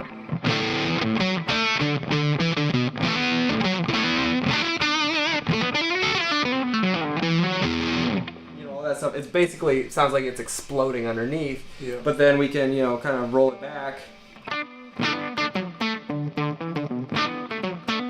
That's at about 6, and then so it's really reactive to your it cleans up really well with your volume knob. So like on a Strat it's going to be even different because the Strat has a lot less output, and in single coil it's a different impedance, and these are very sensitive to your input impedance and things like that. And so like if you're playing, you roll down your volume knob, then it's gonna definitely react to it. So you can almost get kind of like a glassy clean tone.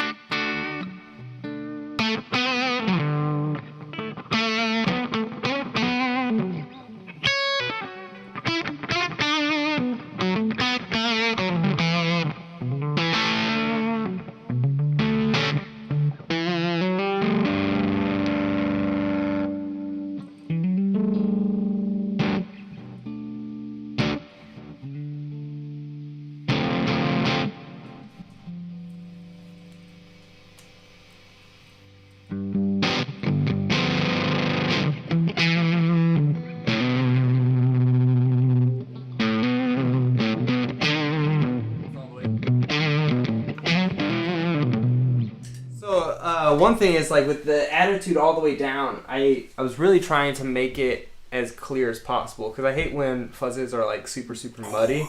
Yeah, and it's just like everything like goes like together. But like with the Walrus, even at like the you can play like that's a thick chord when it's,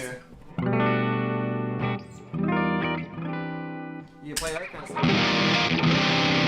And you're still hearing every note in it, which is great. You can tame down the fuzz. Not everyone needs that much, but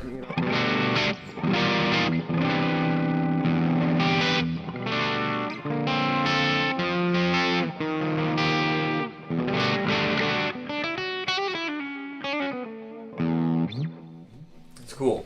But that's one thing that I like, because even even when I'm playing with a lot of gain, I want to have that clarity still. Yeah. But yeah, I think that's for me, because I really don't like fuzz pedals. Yeah, really. Because I like clean sounds. Right. But like this is something different. It's like you could hear it. Right. And that's why I kind of stay away from fuzz pedals, because like when I first started playing, I had you just buy pedals. Right. So, what was your first pedal? My first pedal, I had it was a Behringer fuzz pedal. Wow. Because it was like $25. Was it like the silver one? It was like orange. Orange. Okay. Yeah, and it was like $25. Nice. And I was like, man, this thing is. I never used it because it was terrible. Yeah. I just couldn't, Could have been my inexperience too, but hilarious. I mean, but like even like my father-in-law, he has a big muff. Okay. Which I mean, some people know how to like tweak it, right? To make it sound decent. But I just like I couldn't. I tried to play on it. I'm like, dude, I can't. It's just not your style. It's just not it. But this is like I like this because you could control it a lot more. Right. And it's a lot more clear, which is what I like. I don't like that muddy like. Cause it's like what do you. Exactly. Yeah. No, I get that because it's like at the end of the day, you still want to hear the sound of your guitar, and you want to hear the sound of your amp. So you need something that's gonna give you the sound of your guitar and the sound of your amp. Like that's really it. Like I really like to make it to where you can, with the pedals. Like I like it to where you can adjust how your guitar interacts with it. Yeah. So that's why like for me the attitude knob was so important because. If I had just had the two knobs and you would have got the attitude all the way down, you would have had it would have been great fuzz. Like this is a great sound, Like that's a great sound. But if like sometimes I want more of a spitty 70s kind of thing. So instead of having to open up the pedal and turn, internal thing, some stupid like analog man stuff or whatever, just like it's like throw something right on the top, and so I had to tune it a little bit to make the range of it like useful and stuff. But I wanted to be able to, if you wanted to make the pedal crap out, you can make it do that. But I also wanted to almost basically sound good at any spot. Like there's not really any spot on this pedal that sounds bad. Sometimes you get a pedal and you're like, well, you don't know how to set it. Like if you get a pedal and somebody's like, well, you're just not using it right, then it might not be a good pedal. Like that's my hot take on it. But just like it seems to me that like a lot of times like I have like if I have a pedal, like I've had like my Marshall Blues Breaker for instance, it's a great pedal. Like. People keep telling me it's a great pedal. Like it's $400. Like I got it out of like a shop that was brand new, sitting on the wall. Like 3 years ago I bought it, and it was brand new, still in the box basically. And I got it for $75 just because it had been sitting there for so long. Oh, but they're like instantly worth $400 on vintage pedals, and I bought it because I knew it was worth a lot of money, but like. I didn't see the allure to it, and I was like playing it. I was like, man, this thing sucks. Why does everybody like this so much? But then I found the one setting that works on it, and you're like, oh, it does this one thing, but it does this one thing really, really well. So that's what it's about. Because like, it's just sometimes you get pedals that are like one-trick ponies, and then sometimes you have a pedal that you're like, I can't make this sound bad. Yep. So that was what I was trying to do with the Walrus is, not. Basically tailor the controls to where no matter where it's at, it doesn't sound bad. The fuzz all the way down sounds great. Fuzz all the way up sounds great. Attitude and it gives down. You different sounds too. Exactly. That you could use, which is what I like. Right. I'm simple. I like simple, just delay. Reverb, clean sounds. But then of course you need your distortion, your right. those heavy sounds. I think on your board you have what 4 pedals? Yeah. Yeah. So I try to I want stuff that's more versatile, so I don't have to have 6 other pedals. To exactly. Do what one pedal could do. You know what I'm saying? Exactly. Yeah. I mean that's it. So it's just that was my take on a fuzz pedal, man. Let's see. Pedal video is frozen. Okay, we already got that fixed. Anybody else have any questions? Looks like not right now. Perfect. But yeah, man, the Walrus is really cool. I'm super proud of this pedal. But it's really like one of the fun things is like with the Razor is like stacking it. Running stuff in front of the Walrus is like a really fun time. So for instance, if I were to already get like a kind of let's see. Already kind of like pretty heavily, fuzzed out tone.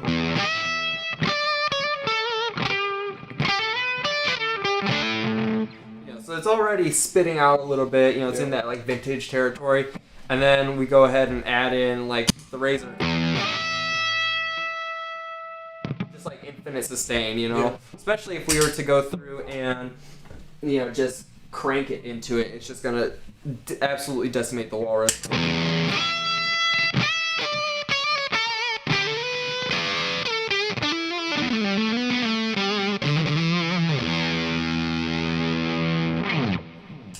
Which is pretty sweet. You know, that's a crazy sound. But you know, like speaking of versatile pedals, that's one thing I really like about the Razor, because I wanted to make a boost, but not just like a clean boost. Everybody makes clean boosts, and they're kind of boring.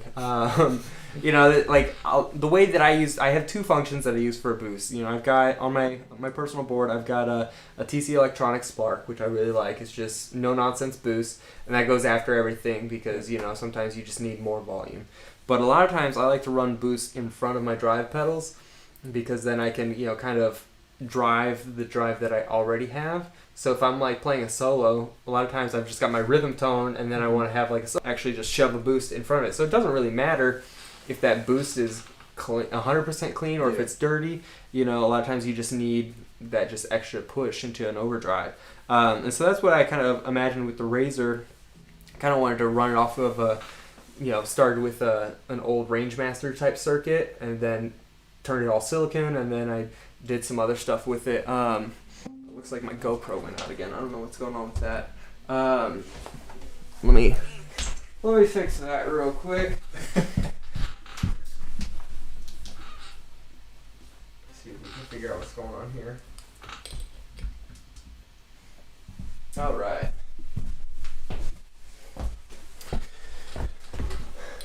All right, perfect. Sorry about that, guys. We've been running into some weird issues with the live stream here today, but we're gonna push through it. But yeah, so with the Rangemaster, the cool thing with it was that, like, when it was made, it was supposed to be a boost, and you know basically set it on top of your amp, and then you crank it up. But people found out that if you crank it up, and it was a treble boost, but if you crank it up all the way, then it goes into fuzz territory. And it just works great for like driving an already driven amp. So that's like the Brian May sound was like a treble booster into driven Vox amp. So that's kind of like what I went for with this, but I wanted to make it more versatile. And with like the Rangemaster, it uses a bandwidth limiter, which is basically just a capacitor that cuts off all the low end of your guitar, and then it just boosts it a ton. And but the input impedance of those transistors cause you to lose a lot of high end. So basically, it's lopping off the high end and the low end, so you get a really mid-rangey focused sound. But I like the sparkle of my guitar, and I don't want to get rid of that. So what I did was I kind of adjusted some things, and I basically put a buffered input on it so that it had kept that high end glisten on it. But then so you get a nice glassy tone, but then it didn't cut as much bass out. So you can switch between the treble boost or like full frequency boost. So like right now, I've got it set to a full frequency boost. Just really warm. So if you're gonna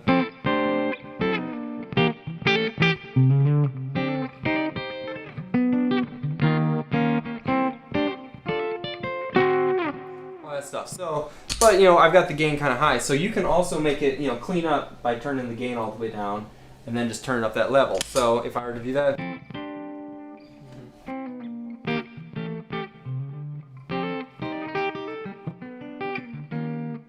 So it's gonna definitely warm it up, give it some boost. But one thing that I really like it for is like with a lot of my like single coil guitars that sound really thin, this just thickens them up. So like with the Strat, you put it, you turn it on, and all of a sudden you've got a much fatter sound.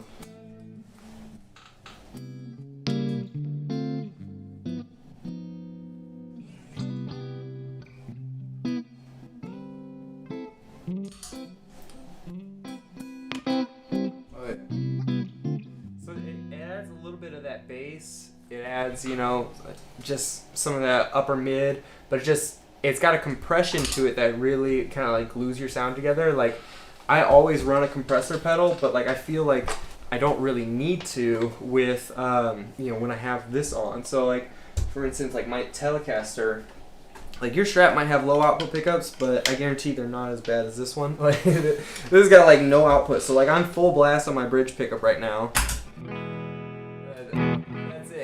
is like anemic. And it sounds great, but it's just not like fat enough. And then you throw on the razor.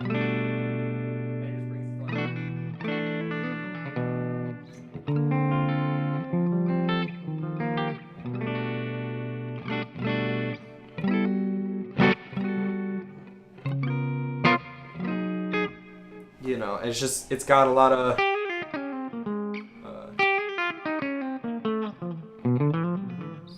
all that good stuff, but all the jazz I can't play, but you know, it's you know, that just brings that warmness to a single coil, which is really nice. So that's one thing that I really like it for. But then you can also, if you want to make it a little bit more glassy, you can turn it down on the shave. You just cut it and make it a treble boost. And so for that, you know, you can get some pretty like bluesy kind of sounds.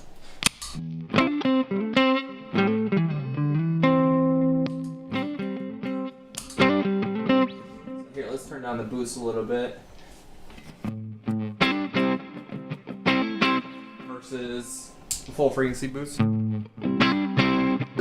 So it becomes more apparent when you drive it a little bit more. So before we go into like the fuzz territory, we can get quite a bit of drive out of it by just turning up the gain. And so for that, you know, you're looking at that's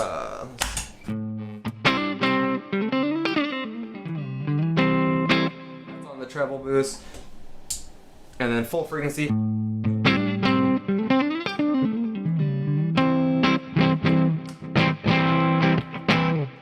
That's a decent amount of gain. I mean, see how you got a humbucker on there, so throw it on that thing.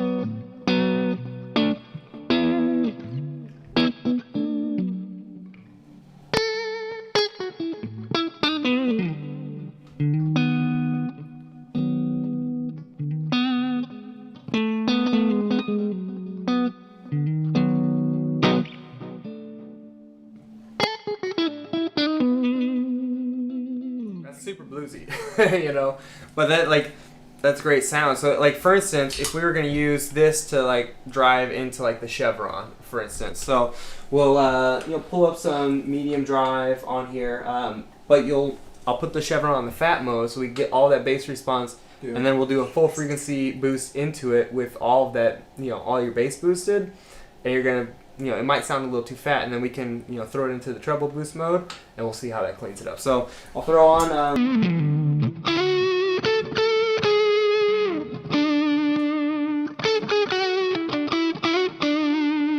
Just cleans it up.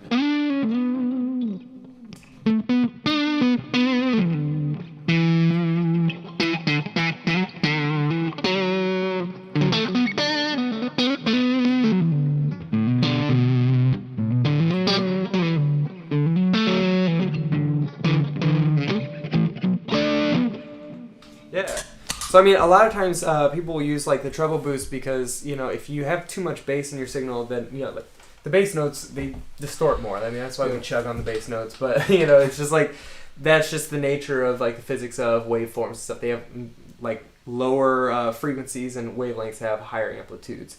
And so, you know, sometimes when you're, you know, trying to get a nice even distortion or a nice even drive across all of your strings, you know, driving everything doesn't always necessarily make it sound even. So if you want to have that evenness of tone between, you know, your low notes and the high notes, then, you know, it makes more sense. So for instance, like if I was gonna play, you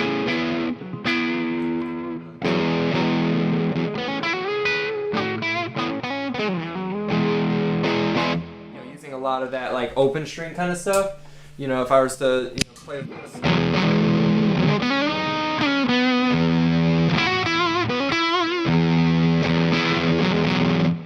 That low string almost overpowers the that all that other lead work I'm doing. But if I have that it go on to like a treble boost kind of thing.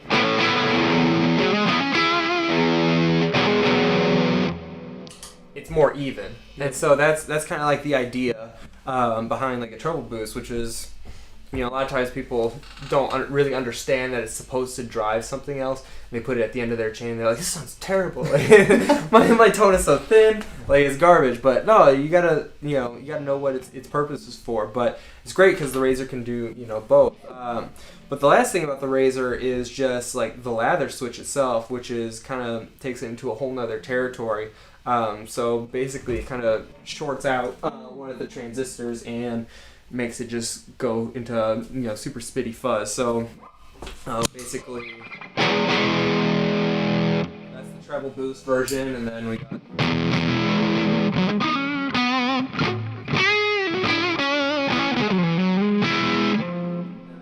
Lather. So you got quite a bit of gain on tap there for a boost pedal, of all things, and so that's pretty sweet. Oh, we still have the chevron there. That's right.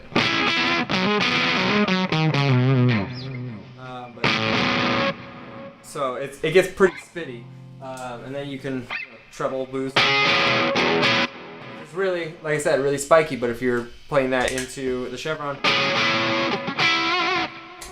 then it's not bad. So, but yeah, that's a pretty cool fuzz. So I mean, try out something. Try out something on that. See what you think of that fuzz.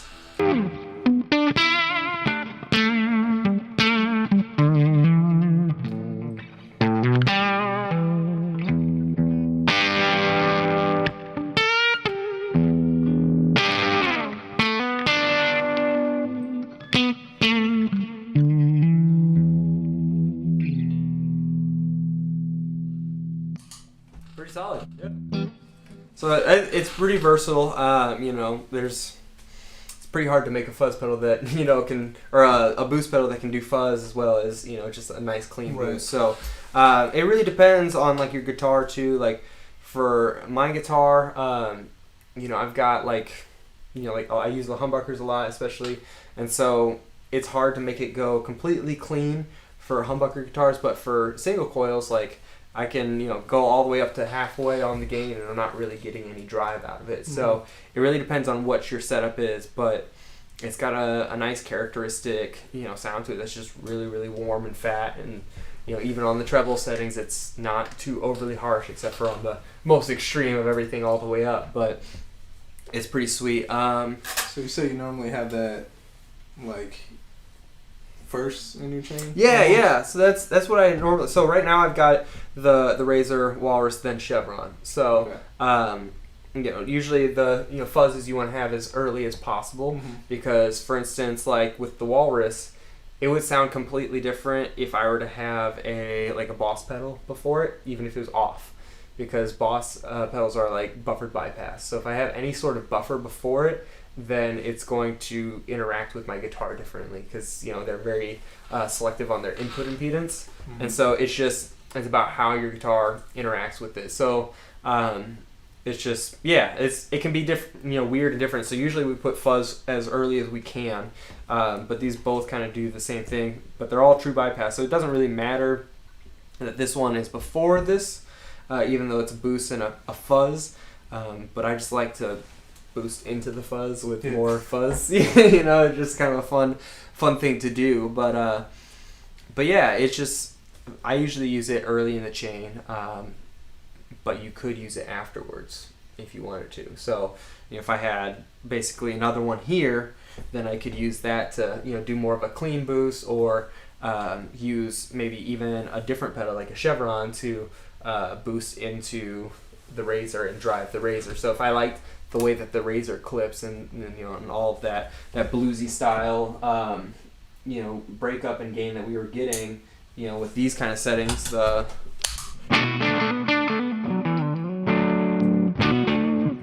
I like that, and that's like my main overdrive, Yeah. I could treat it like an overdrive, Mhm. you know, because I mean that's basically what we're doing. It's just like a low gain kind of drive here. And if I wanted to use, you know, the Chevron on more of a clean setting and boost it into there and use that as like an EQ boost, you know, or dirty boost kind of thing, then we could do that and just kind of overdrive the input of the Razor. So it really just depends on how you want to use it. But yeah, I mean, it's pretty sweet. You know, it just, I like using, you know, all the different pedals together and stacking them in unique ways, you know. Because that's one thing, like, a lot of times people don't realize is, like, how much the pedal order matters, you know. And so, like, sometimes you have, like, I have a J Rocket Archer Icon, okay, on my board, which is like a clone, but it's got a unique, like, the clone, the buffer on a clone is like a unique, like, style buffer that's different than a lot of other pedals, and it's got like a very unique sound, so it interacts with my other pedals differently. So my blues breaker, like a classic sound is having like a blues breaker and a clone next to each other, and you know, having those sounds depending on which one's first, like, drastically like changes it, because my blues breaker is so if I have the clone first, I get a lot more of that gain and everything like that out of the pedal, whereas I get a lot more bass response and stuff like that, whereas if I were to have it afterwards, it's, you know, more of the classic sound. So it really depends on how you have it set up. So a lot of times people don't really you know, experiment with the order of the pedals that they already have, because you can find a whole lot of new sounds. Like, you've got a reverb and a distortion pedal, you know, and you might have one sound, and, you know, typically you would put your distortion before your reverb, but then, you know, what if you want to have like a weird lo-fi dirty shoegaze kind of thing going on? Then it's like, maybe you throw them around and, you know, put the reverb into a distortion pedal, and then all of a sudden you're like, wow, that's a really cool new sound that I haven't, you know, thought of before. So you just have to be creative with what you already have. But, like, yeah, I mean, it's pretty cool. Let's see. These pedals seem to pack a lot of punch. How does your Chevron compare to the Tube Screamer in terms of versatility? Yeah, so pretty well. So my problem with the so it looks like we got Ren Simone asked that. So the problem that I have with the Tube Screamer is that, you know, it's got just a mid boost. So it's always got just it's right around like the 700 hertz area, which is a great, you know, spot to boost mids on a guitar if you want to stand out.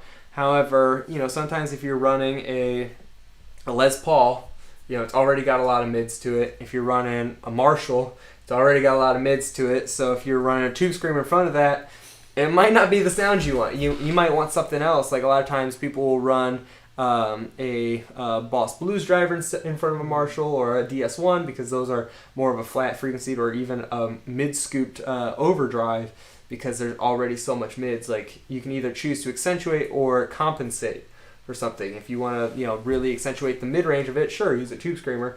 But if you want to compensate for the amount of mid-range that you have, you can take it away by using something else that's got a little bit of a mid-scoop to it. So that's the great thing about the Chevron, is that you have both options. So you can have, you know, a mid-boost or mid-scoop. You can, you know, go through and, you know, have a Tube Screamer-like tone. You can make something completely different, because I don't know any Tube Screamers that sound anything like this. That's not a Tube Screamer tone. So, like, that's something completely different. You know, you're getting, like, with the fact that you can put it before and after really affects the, you know, the way and the amount of gain that you can have, and the way that your guitar interacts with it, which is, I think, really cool. You know, I haven't seen too many pedals that have these kind of options. A lot of times I see something that has either a, you know, it's like, I think the DoD Bone Shaker Overdrive has an EQ section that's before it, before the drive, but most of them have the EQ afterwards, because you can tailor the EQ sound a lot more when it's after the drive section, because you're EQing whatever has already happened. But, you know, it is a cool ability to be able to do before as well. I mean, in a perfect world, I would have 2 sets of tone, knobs, and we just have, your tone before and after the thing, so you can really affect how your guitar is interacting with it, and then shape the overall sound. But pedals can only have so many knobs before it gets obnoxious, So it's just that's how it is. But yeah, do we have any more questions? Anybody hanging out here on the live stream? Let's see.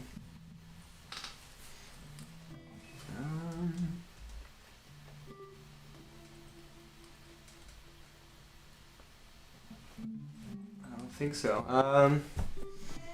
Yeah, I mean that's basically it for time. If you guys have any questions, feel free to send it in the chat, and I will get back to you guys as soon as possible. I just want to thank my good friend Hez over here for showing up and jamming with us.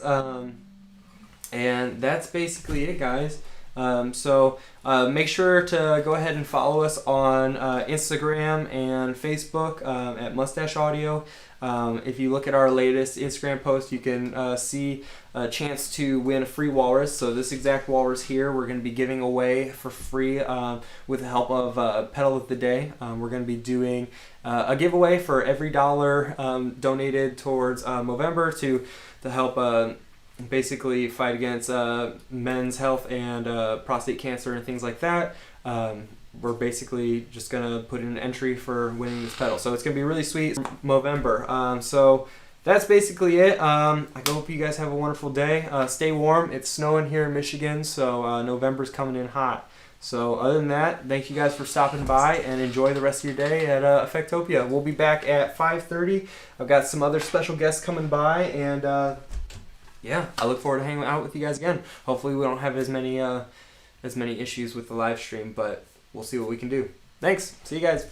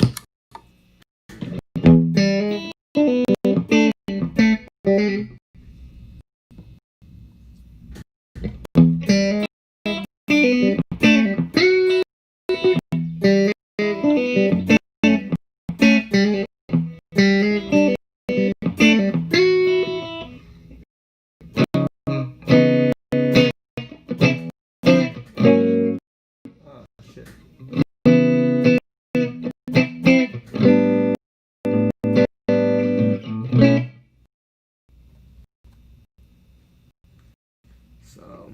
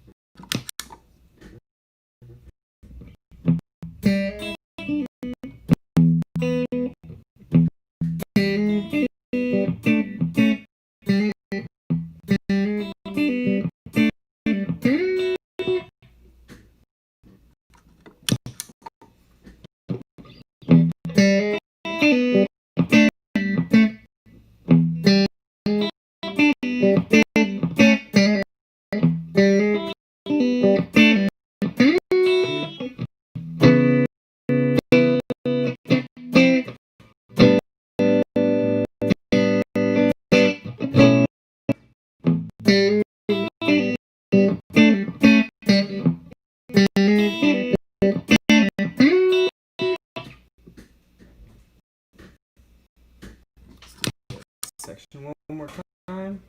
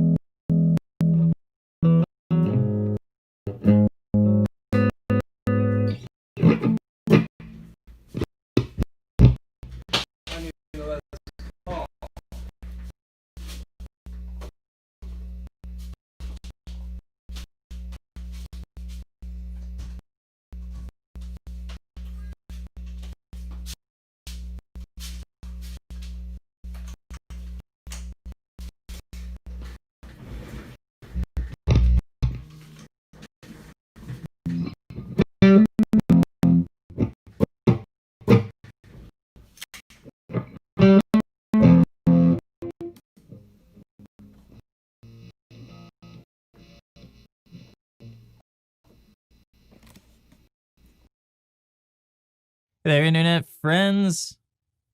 Who doesn't love a good tube screamer? You love tube screamers. Like tube screamers that amp you to. Chevron Audio.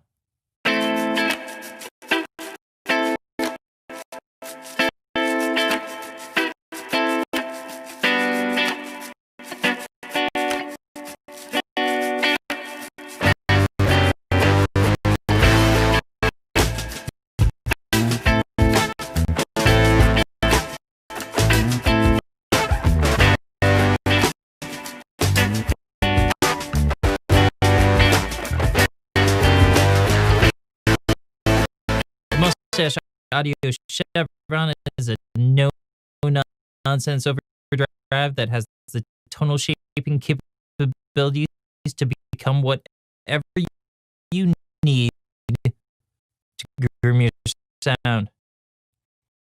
From mid-boosted screamer-like sounds to transparent overdrives and everything in between, the Chevron does it all.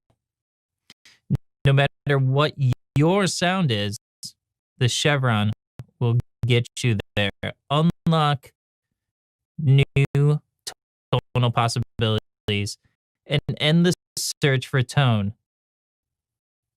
The Moustache Audio Chevron. You throw the Chevron in a mix here and on some guitars and different settings and see how it fits.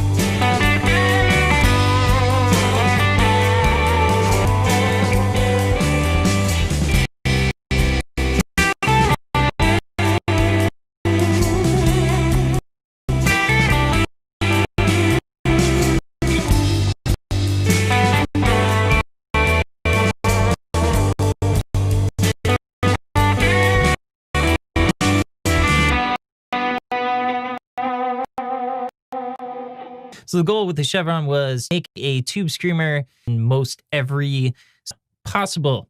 So you can see here, this is not tube screamer. We have a 3-band EQ, bass, and treble, gain. You can move that before or after the drive circuit. Also hugely helpful. You can change the clipping from odd to even, which is symmetrical or asymmetrical. Have a fat and node to have either big, medium, or tighten them up. So there are tons here. And I'm just going to show you a few that I like, but man, you could really think with this. So first, I'm running a Nash S63 into a reverb.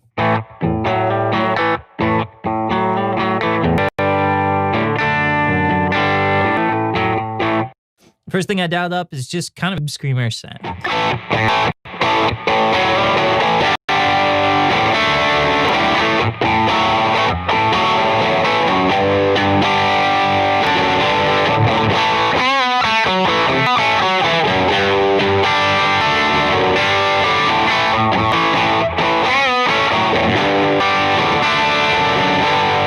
That's the next sound that I really, really like with the neck pick. I've moved the mid bit. I've pulled the gain. I have moved to symmetrical clipping. I've engaged mode, and I have moved the EQ to the backside of the drive circuit.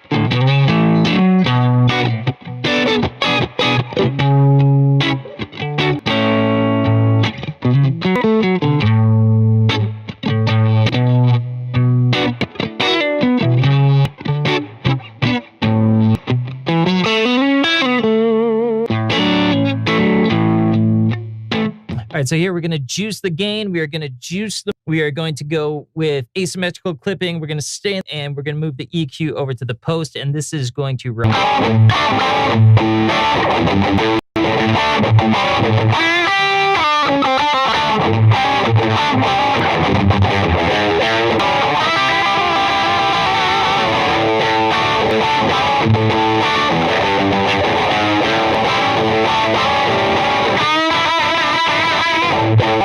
All right, next, as is those on the deck, we will turn everything up to 10 bit at the asymmetrical clipping mode, and we will move the EQ on the other side of the overdrive circuit.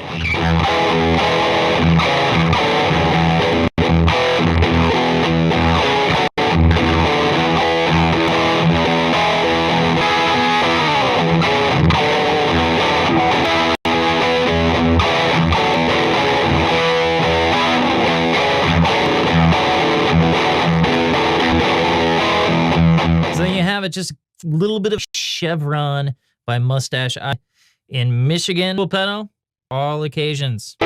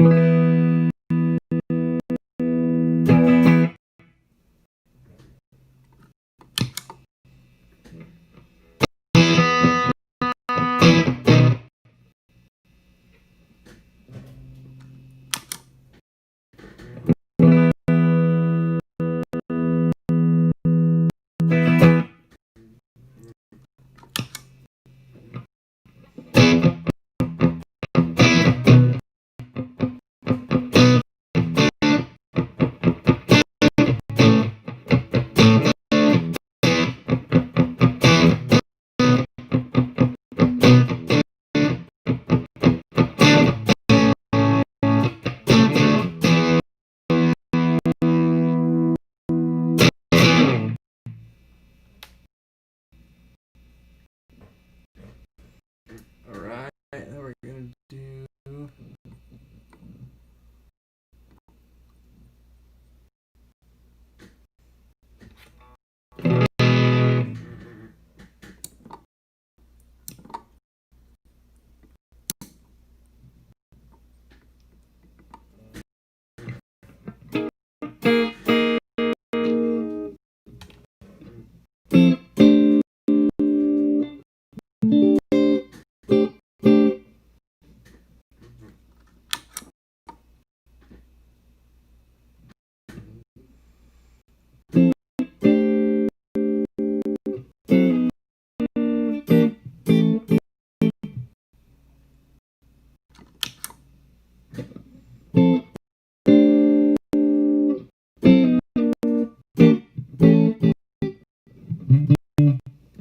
God damn it.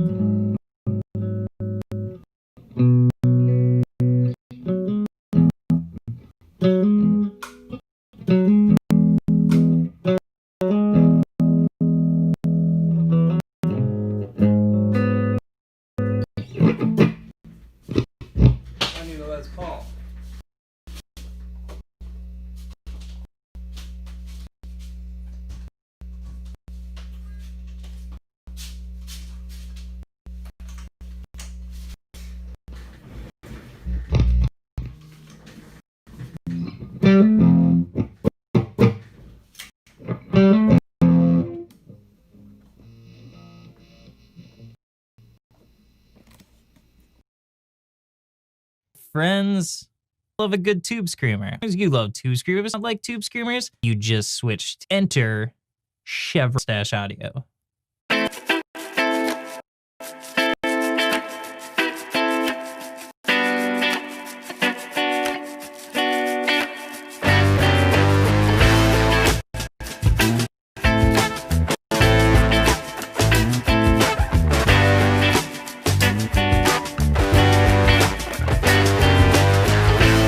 Moustache Audio Chevron is a no-nonsense overdrive that has the tonal shaping capabilities to become whatever you need to groom your sound. From mid-boosted screamer-like sounds to transparent overdrives and everything in between, the Chevron does it all. No matter what your sound is, the Chevron will get you there. Unlock new tonal possibilities and end the search for tone. The Moustache Audio Chevron. You throw the Chevron in a mix, and I'm going to run out and try and see how it fits.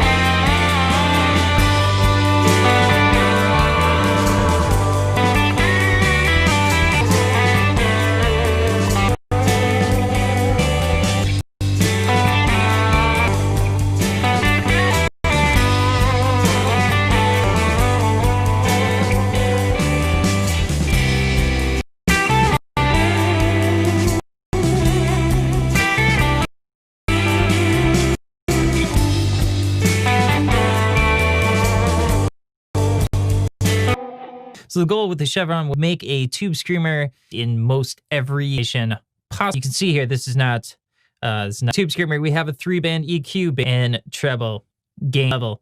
You can move the EQ before or after the drive circuit. Really helpful. You can change the clipping from odd to even, symmetrical or asymmetrical, fat and normal to have either bit or tighten them up. So there are a ton of sound, and I'm just going to show you, but man, really do just about it. So first, I'm running a Nash S63 into a Benson Amps Monarch Reverb.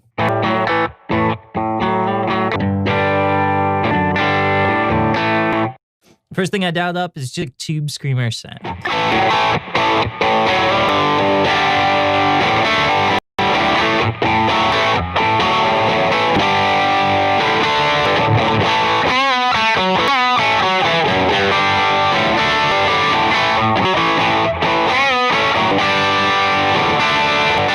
So next, this is a rhythm sound that with the neck pickup on a Strat, mids back quite a bit, down a lot. I have moved to symmetrical clipping. It's the fat mode, and I have moved on the backside the drive circuit.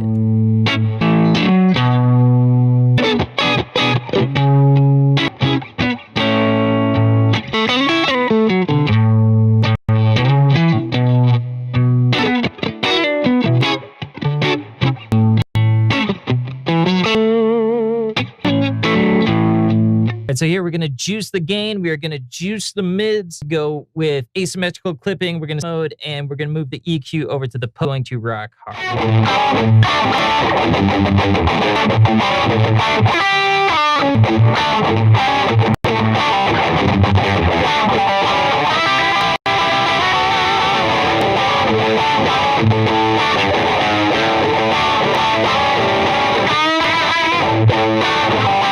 As is the custom, we'll turn everything up to, we'll keep it at the asymmetrical, we'll keep it in fat mode, and you on the other side of overdrive circuit.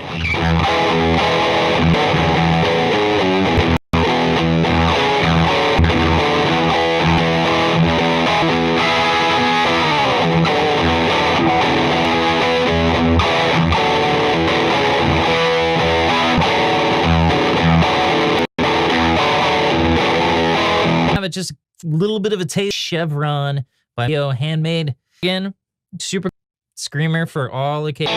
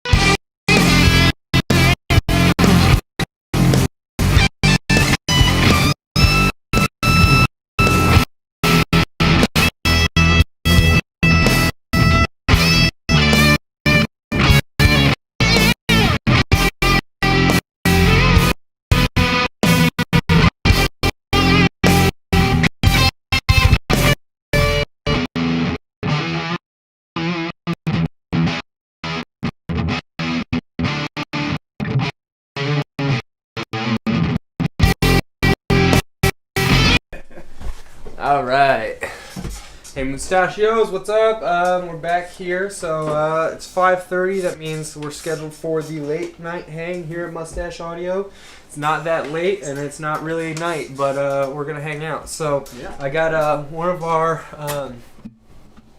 featured artists here. One of our mustachios. One of our mustachios. Beard stachios. Yeah, he's a beard stachio. But this is Blake. He's one of my good friends, and yeah, he has a couple of our pedals that he's been using. And tell us a little bit about yourself, Blake. Yeah, so I am a longtime guitarist, guitar enthusiast, lover of guitars, all that kind of fun stuff. Do you play guitar? I play guitar. Okay.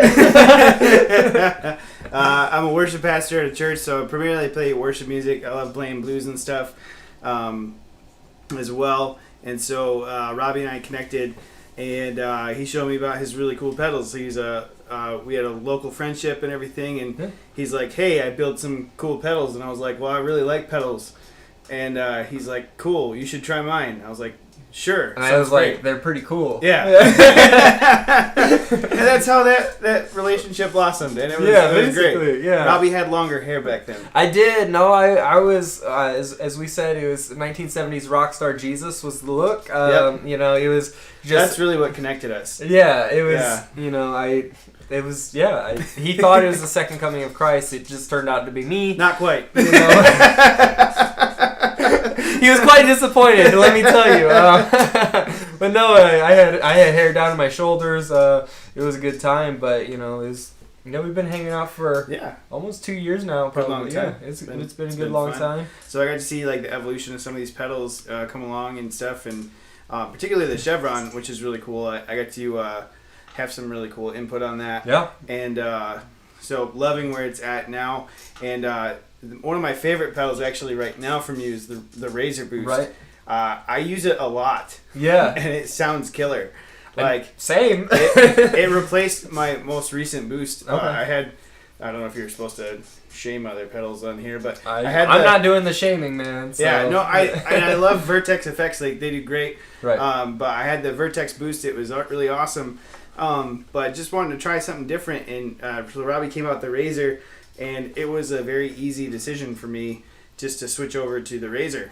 I love.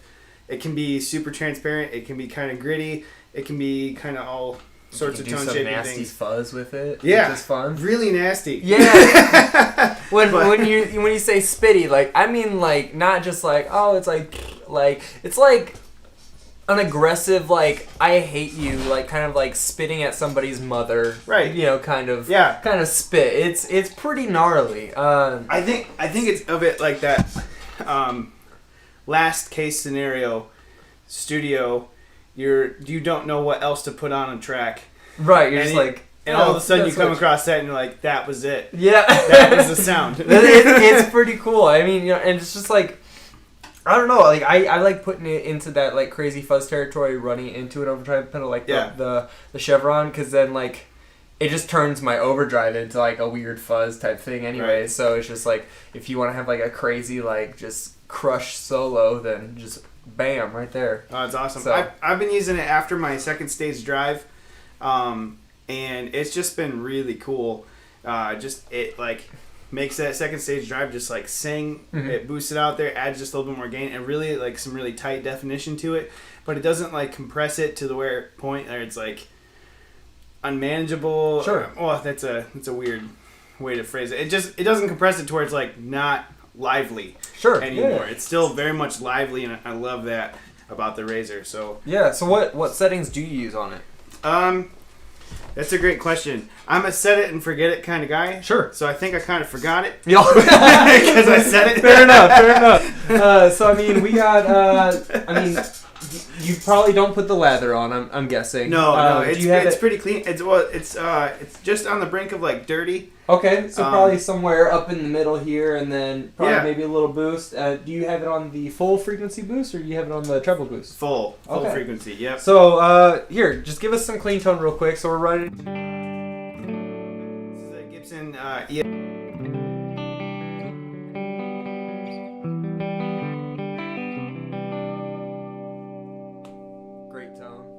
I love the Bigsby. A little bit of Bigsby. Little wiggle. Yeah. There you go. So here, let's throw on the Razor here.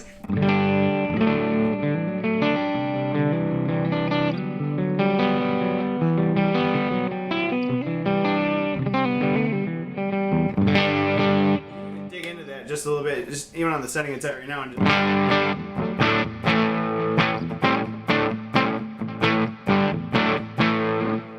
Starts to like it's like it's good. It's like it's still clean, but man, you can.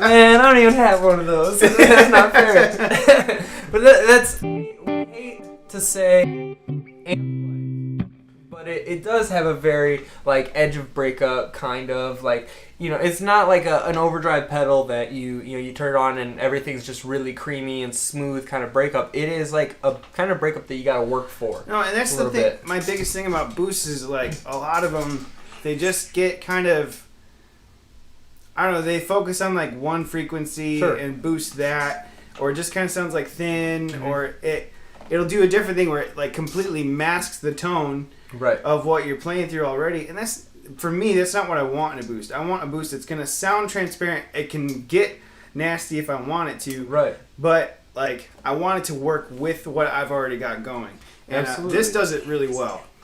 So, yeah, I'm a huge fan of the Razor. Yeah, it's sweet, man. I mean, it does so much. Like, I found that in some of my amps, so, like, this amp that we're playing through, right now, the bass is at, like, 3.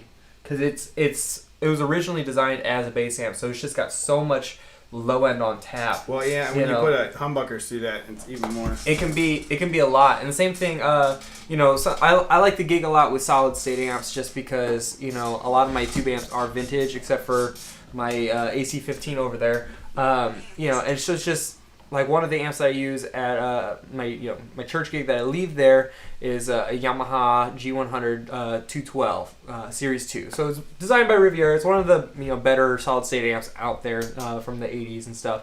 Really sweet amp, great for like jazz stuff.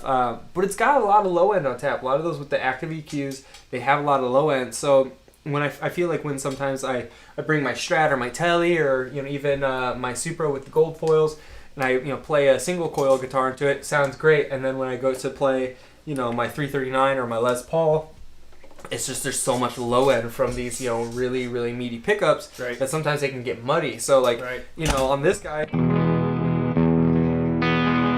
there's a lot of low end there, and so sometimes it just gets lost. So a lot of times I will use this just the treble boost to just help clean it up a little bit. Yeah. So well, and I can see some points where I would use a treble boost if I was like I love playing some when I'm doing some ethereal stuff. I'll roll back my tone knob to get it kind of dark sounding, but sometimes it's so dark and so murky that like you don't hear any of the definition of that. Do you use the neck or the bridge pickup for that? It depends on what part I'm in. Because a lot of times tone issues, it's well, tone differences. It's all. I found that a lot of times when I'm doing something like this, like I'll just turn up this decay and level on here. If I'm gonna do like a swell kind of thing, then let's see if it's gonna. Oh, your guitar was set up.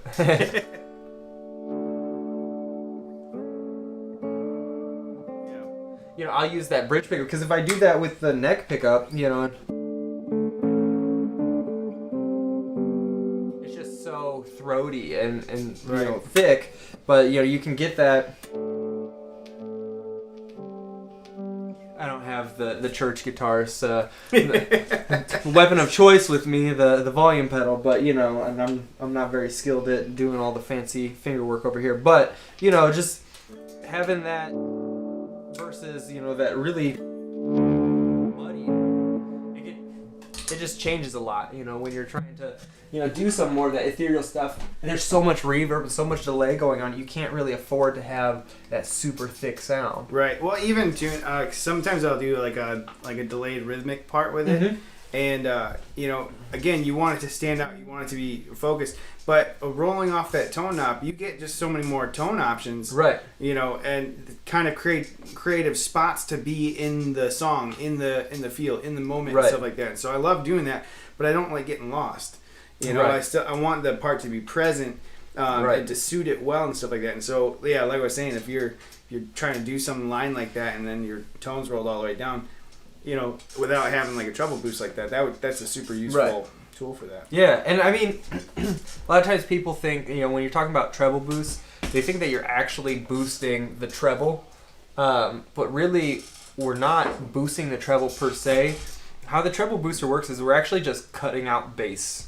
So like the original treble booster that everybody used for like the Brian May sound and stuff was the Rangemaster. Rangemaster, yeah. And the Rangemaster, all it does is it's just the same thing as a linear power booster. So the LPB1 by Electro Harmonics, basically the same thing. However, the Rangemaster uses a germanium transistor, but it uses a bandwidth limiter. So that input capacitor is really small. And so with capacitors, they're all frequency related, so they can't it won't let certain frequencies under a certain point pass through, and so basically it would just cut off all of the low end of your sound, and so some of it would still come through because it's a very smooth roll off. But what's happening is you're just cutting out all of that low end and then amplifying it, so the net result is a treble boost. That's really interesting. Yeah, but it's not like finding a treble frequency and boosting it, like people would think. So it's different. But that's basically what this is, kind of based off of. Is in its simplest terms is a buffered Rangemaster, if we want to just call it what it is. This is why you make pedals and I don't. Yeah.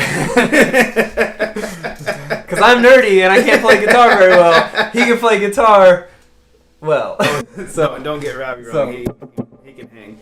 I can play, but not there's people, you like I find myself that I can play with people Yeah. better than I play alone. A lot of times you play, like you were playing that thing earlier, and I was like, wow, that sounds really nice and full, but it's like by yourself, and so there's people that like they could just play and it's like, wow, that sounds so full, and then there's people that's like, yeah, they could play, but like it sounds always better when they play with the other people. I'm that guy. So, I rely heavily on a great rhythm section. So does that mean I played, in a room by myself, all by myself? Maybe, possibly. And I had to figure out how to cover a lot of space. Right, yeah, that's probably what it was.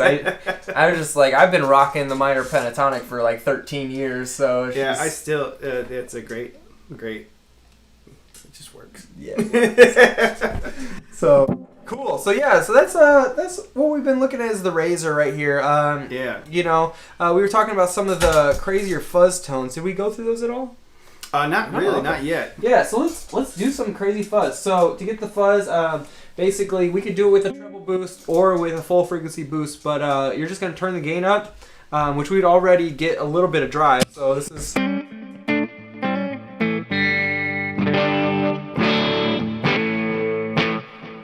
So you get some drive there, but let's go ahead and turn up the lather. I'm a weird guy. I like using my middle position a lot. It's kind of weird sometimes. I feel like the middle position like sometimes gives you a little bit of a stratty kind of tone, and it's kind of like the secret.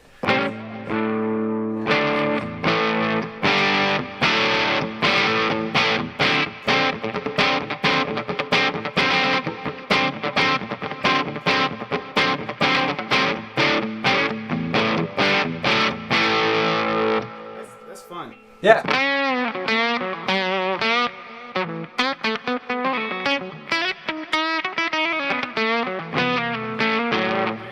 Quacky. Like Yes. that, really cool. They'll cut. Right, and so that was actually on the treble boost. So that's why it's so quacky. So you're getting a lot of that mid range. Yep. So if we wanted to brutally pummel this thing, let's go ahead and turn it on to a full frequency boost, which is going to add gain because we got all that extra bass. So we'll try.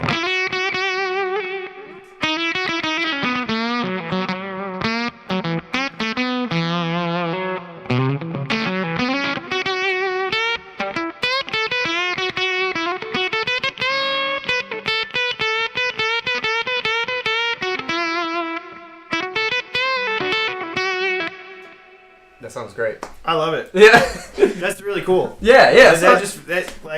I can imagine sitting in a blues gig and that would just feel really cool. It's almost got like a trumpety kind of spit to it. That's really fun. Like that, nasty. It's getting into that nasty, spitty area, but because it's not completely overblown by gain, Right. it's very musical still. It's gonna sit really well. Right, and so the amp we're playing into right now is so clean it hurts. I can't get that thing to distort unless I gang both channels together, turn everything up to 11, and hope my ears don't bleed. That's how it's gonna work. So for this in front of maybe something like a Marshall that's on the edge of breakup, or your Mason amps, or like a Vox or something like that, it could be a really cool sound to be able to get some of this fuzz that's not so heavy, but just has that spitty quality, and then you're using that to drive your amp's own gain to just add some crazy sag to it. Right,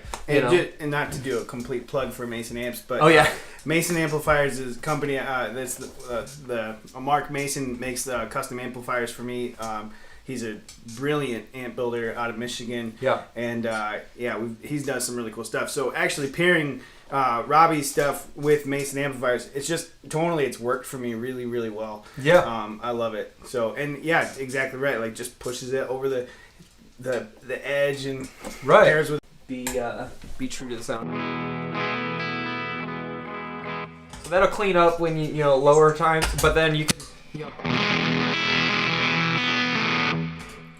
that's just obnoxious. That's nasty. Yeah. That's awesome. If you're just sitting there playing some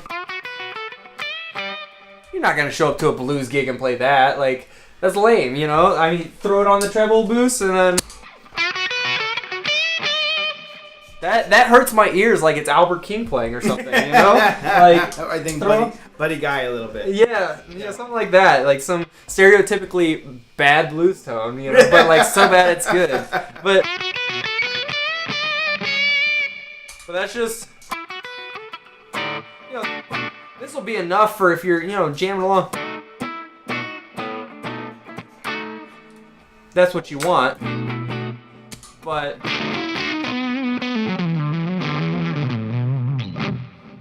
that's it. See, he's good. Not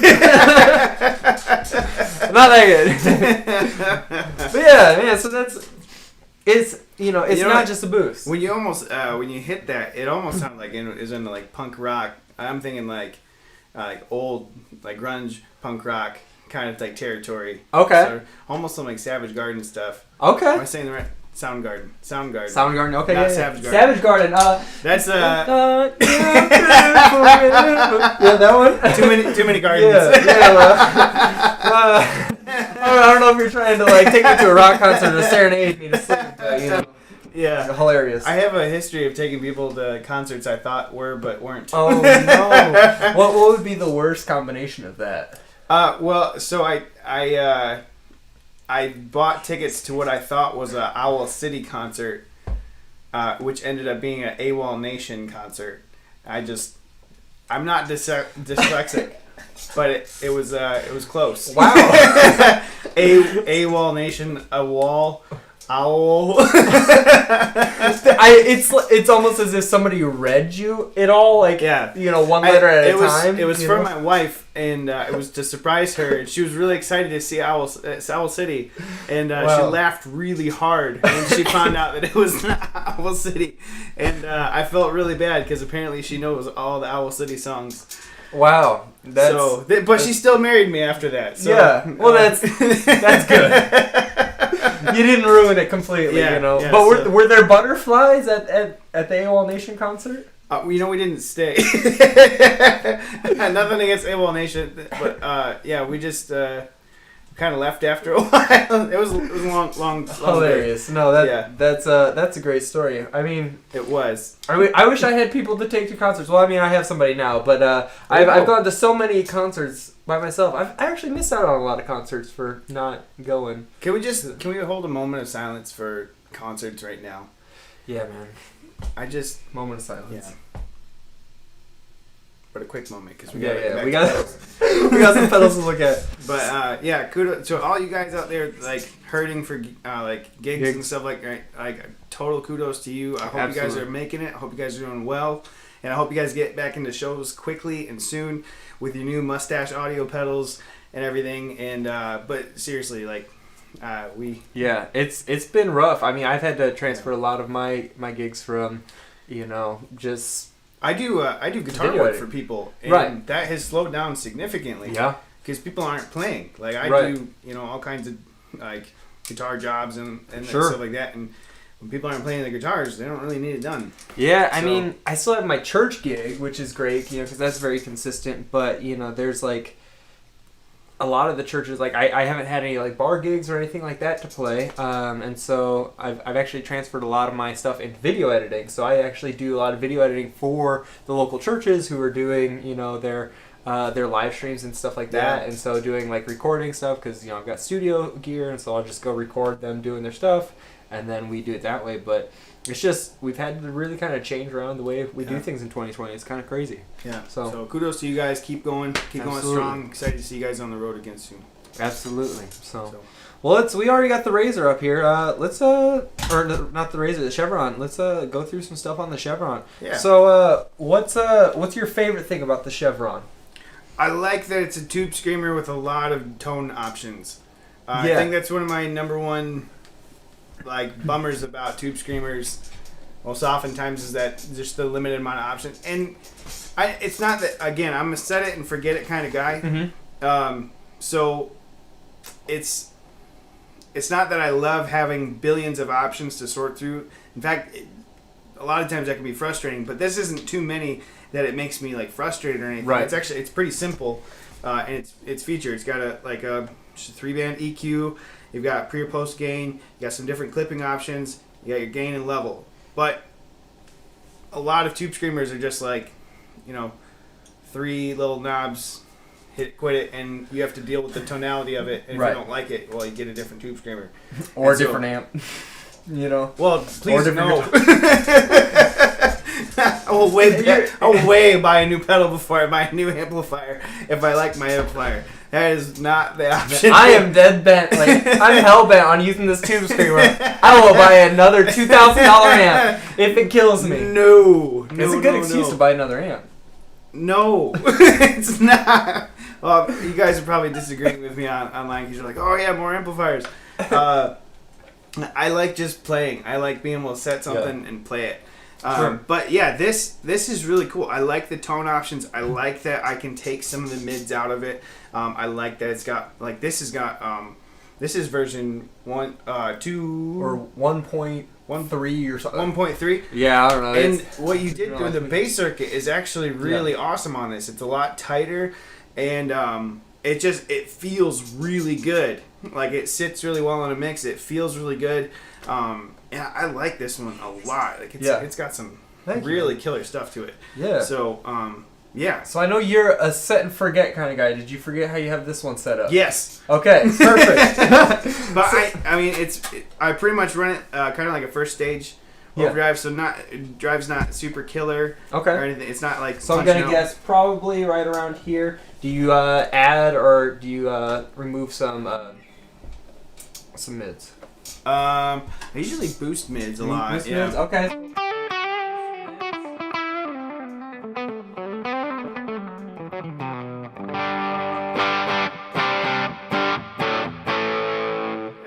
Even right there, it's great. Yeah.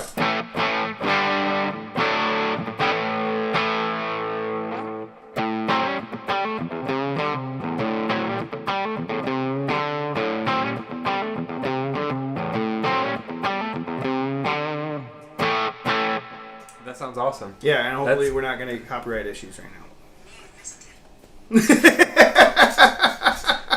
Come at me.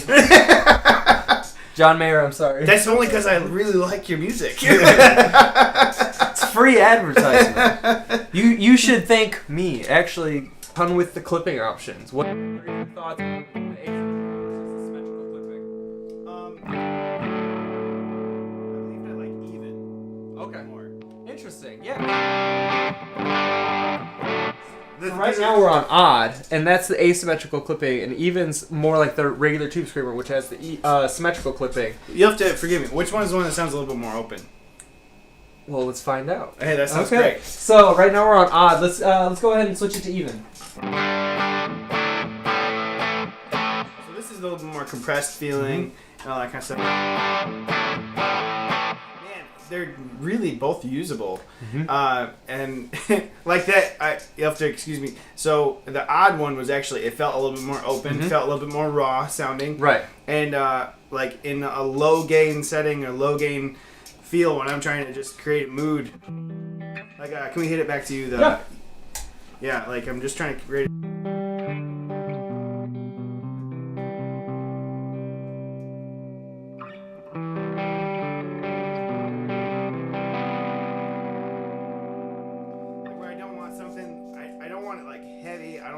Super tight or anything. I want it to sound open. I want it to sound airy.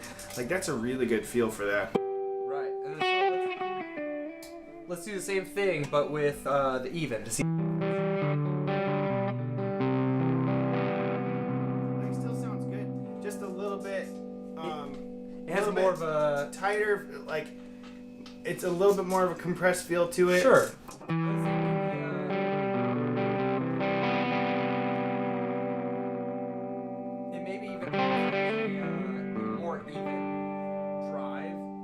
So everything's more evenly distorted.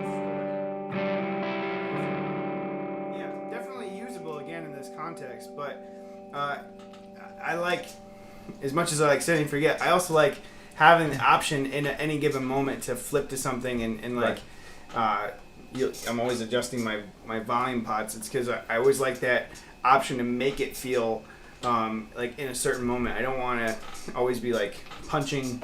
Sure. You know, especially with worship music, like I do a lot. Like I really like to be able to go from open to like driving. So I do a lot of that with pick technique and my volume knobs on my guitar. So yeah, the odd sounds really good for that. The even like that, I can immediately, if I wanted to really start driving something like that, just it sounds really tight, Right. all together, and that's gonna sit really well in a mix where I'm like, you know, we're driving really hard in something like.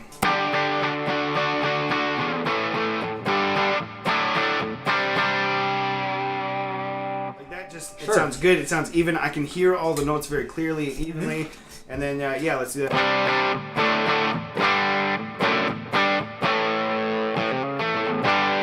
And that one's a little bit more open sounding, less compressed. Right. And, A little bit more dynamics. Yeah. Range in there, you know, a little bit so louder. I could hear a little bit less of the notes.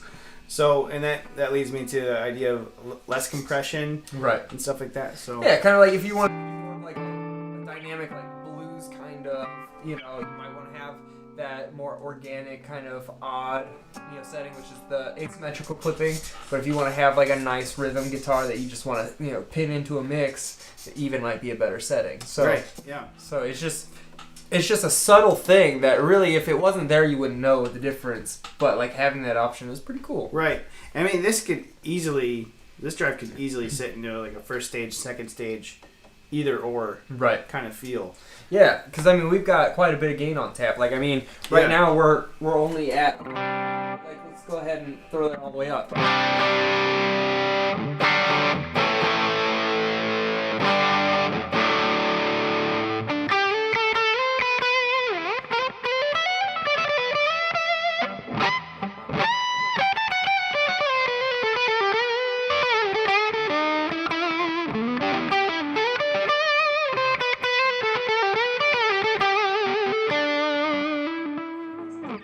Yeah, that'll cover like 85% of your bar gigs.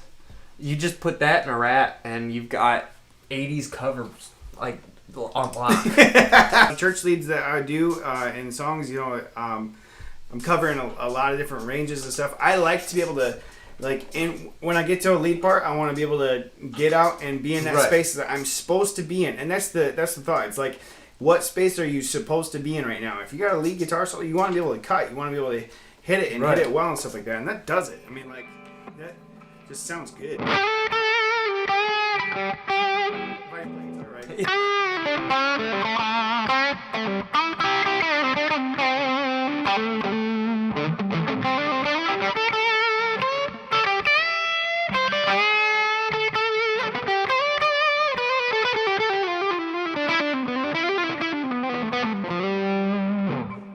Yeah. That sounds killer. Yeah. Like super killer. That would cut through so well. And you know the thing that's really nice is like I found with a lot of there we go. I found with a lot of like you know like overdrive and drive pedals, like a lot of them have like a sweet spot of they only sound good here. You know, my Marshall Blues Breaker is notoriously terrible for that because it has absolutely, like, you can fight me on this, it has one good setting. And that's the only good Your thing. comment Your thread is about to blow up, by the way.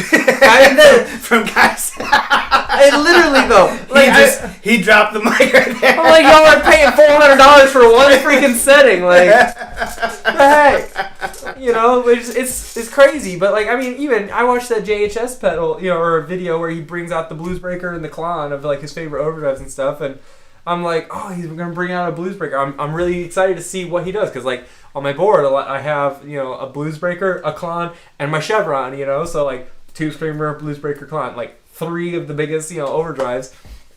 And I pull it out, I'm like so excited that he's gonna like show me the new life hack for this pedal. He put it on the freaking same setting that I used. I was like, okay, I guess there is only one setting, you know? Like, who was I kidding? It But makes you think you should just get rid of the potentiometers, put like some super glue in there, well, and then just set it. honestly, So it no, never goes out. literally, for the longest time, I had, so there's like 3, you know, different like knobs on it. I actually had a zip tie that went around the top 2 and then up through the bottom one, so that none of them would move. Like, and if they did move, they would all move together, and so I could just like put it all back to where it, so it just like would never move from where it needed to be. And I was like, this is perfect. Yeah.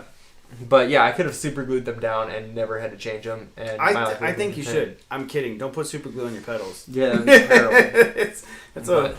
From a builder standpoint, do you use super glue in your pedals? Actually, my pedals are made entirely of super glue. That's how you solder it together. Yeah, that's no. There's not even electronics inside. It's just an entire box of super glue. Like you epoxy lines and then pour super glue over top. Yeah, it's kind of like a 3D printer, but just super glue. Just glue. Yeah, that's just great. Glue. It really glues your tone together. Well, though. I mean, listen to that glue. Let's get some glue in there. Oh man, that glue is perfect.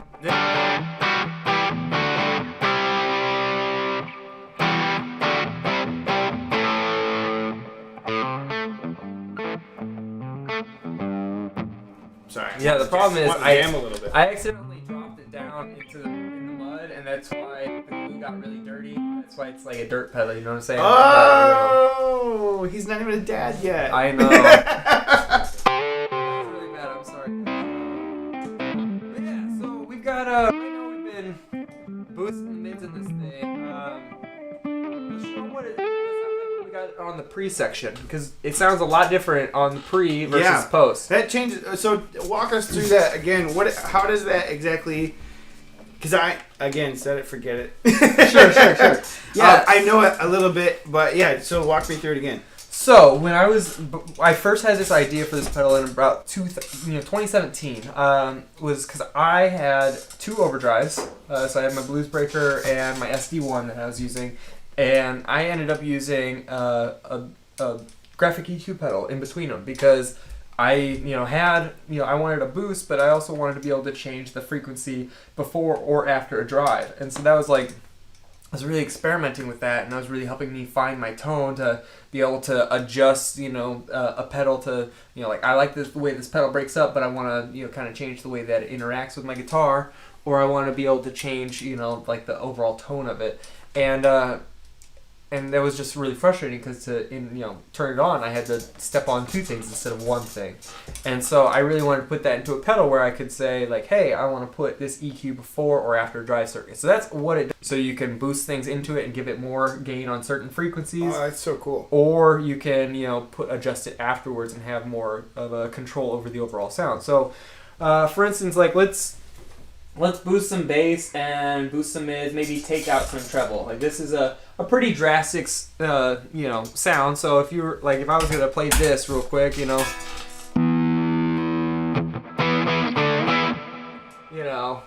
is it?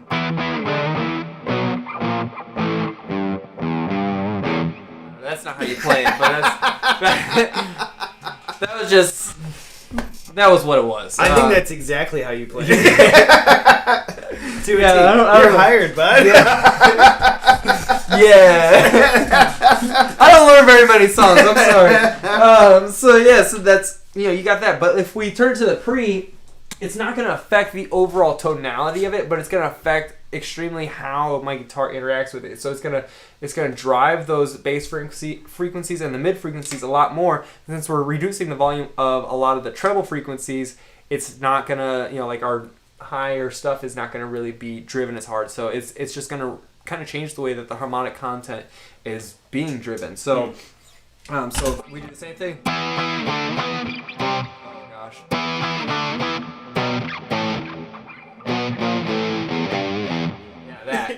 It's closer. Yeah. But no, that sounds completely different. Like the way that's hitting is so different and so cool. Like, exactly. And it's just like a completely different option again.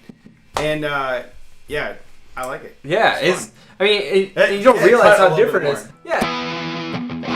So there's always going to be a little bit more high end because with distortion and you're generating harmonics. I'm almost feeling some like thrash metal on that. Yeah.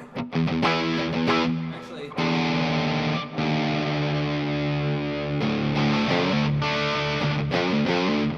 That's pretty good.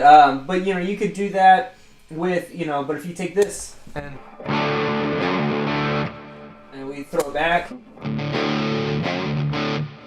that's two completely different sounds. So that's that's just kind of the power. And, it can be more subtle with it. That's pretty drastic. But, if you're just, doing even if you're just scooping out some stuff, and you want to have more of like an exaggerated, like, stratty kind of tone,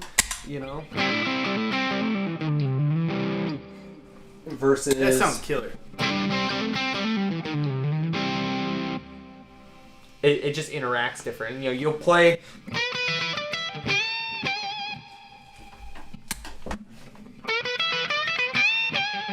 It just feels different when you play it. That's so cool. It's pretty sweet. So, and I've been doing a lot more studio work lately, which has been a lot of fun. And I think one of the number one kind of challenges is, again, like what do you need to fit in that right spot? You know, and that has been a completely new challenge and stuff like that. It's something that works live. Generally, it's not necessarily going to work for me, in the studio kind of thing. And you have to have a totally different mindset, totally different thing. And some of these pedals that, again, are kind of limited, you're like, dang. Well, your studio has 2 rooms, right? Yeah. Yeah, so you keep your guitar cabs in your like amp and cab in the live room? Yeah. Yep. How annoying is it to run out there and change the EQ on it? Yeah. It's pretty annoying, huh? Yeah. Yeah. Well, even at church, like because we got ISO boxes for our amps, and anytime I do any kind of change whatsoever, I'm running 30 feet to go make a quick change, come back, try and listen to it again, like, no, that wasn't quite it. Exactly. Stuff. Yeah, and that's... So, but having the ability to change that on spot right there, and get a lot of different tone options, it's like that is super innovative. Like, really good job. Thank you. And I mean, that's one of the reasons why I did it, and made it that way, is because, one, I was a studio intern for a while, and I was the guy running to change the guitar amp sound. That was annoying. There was like 4 or 5 rooms in that studio. Boy. Hey. Yeah. It's like, change it and get me coffee. Wait, how does changing it get you coffee? Okay. But honestly, I'd have to every room had 2 doors. So because it was a proper recording studio. Right. So I'm opening. Tell me about mic positioning and. There you go. We're literally moving things centimeters, But there's some cool tricks though that I picked up, over the years of trying to get. Because if you're using it's really easy to mic a guitar cab if you got 1 mic, but if you got 2 mics, it can be tough because they have to be in phase. So I've got the preamp that I'm actually using is a modified by Revive Audio, but it's the Art Pro Digital MPA2, which is like, normally they're not like super expensive, $350 tube amps, but this one I spent a bunch of money to have it modified. Because the power transformer died on me, but they fixed it and modified it, and it sounds killer now. But my favorite thing about it is it has a phase flip button on it. So what you do is if you're gonna mic up 2 guitar cabs, or 2 guitar cabs, or even a single cab with 2, like right now I'm using a 212. So I need a mic with 2 mics. So I basically you flip the phase on 1 mic, and then you get them both to where each one it sounds the way you want it, but then. And when they come up in mono together, you get it to where they sound the worst. So moving it further and closer until you basically get as little sound as possible and it sounds as bad as possible. Then you flip the phase and you get the most full sound. Yeah. And that's getting the phase coherency, which is really nice. But remind me, I got to tell you about this new miking. This is totally legit, and I think they're the most comes from the most creative innovators out there. But there's this actual miking stand now that moves. It's a robot. It's completely robotic. Yeah. And you can from the control room.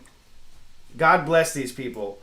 From the control room, you can move the thing every which way. And my buddy who's got one for his studio, he was telling me about it, and he's like, "Man, I've found so many different miking positions now that I would have never guessed would have been good." Can you save presets with it too? Yes, bro.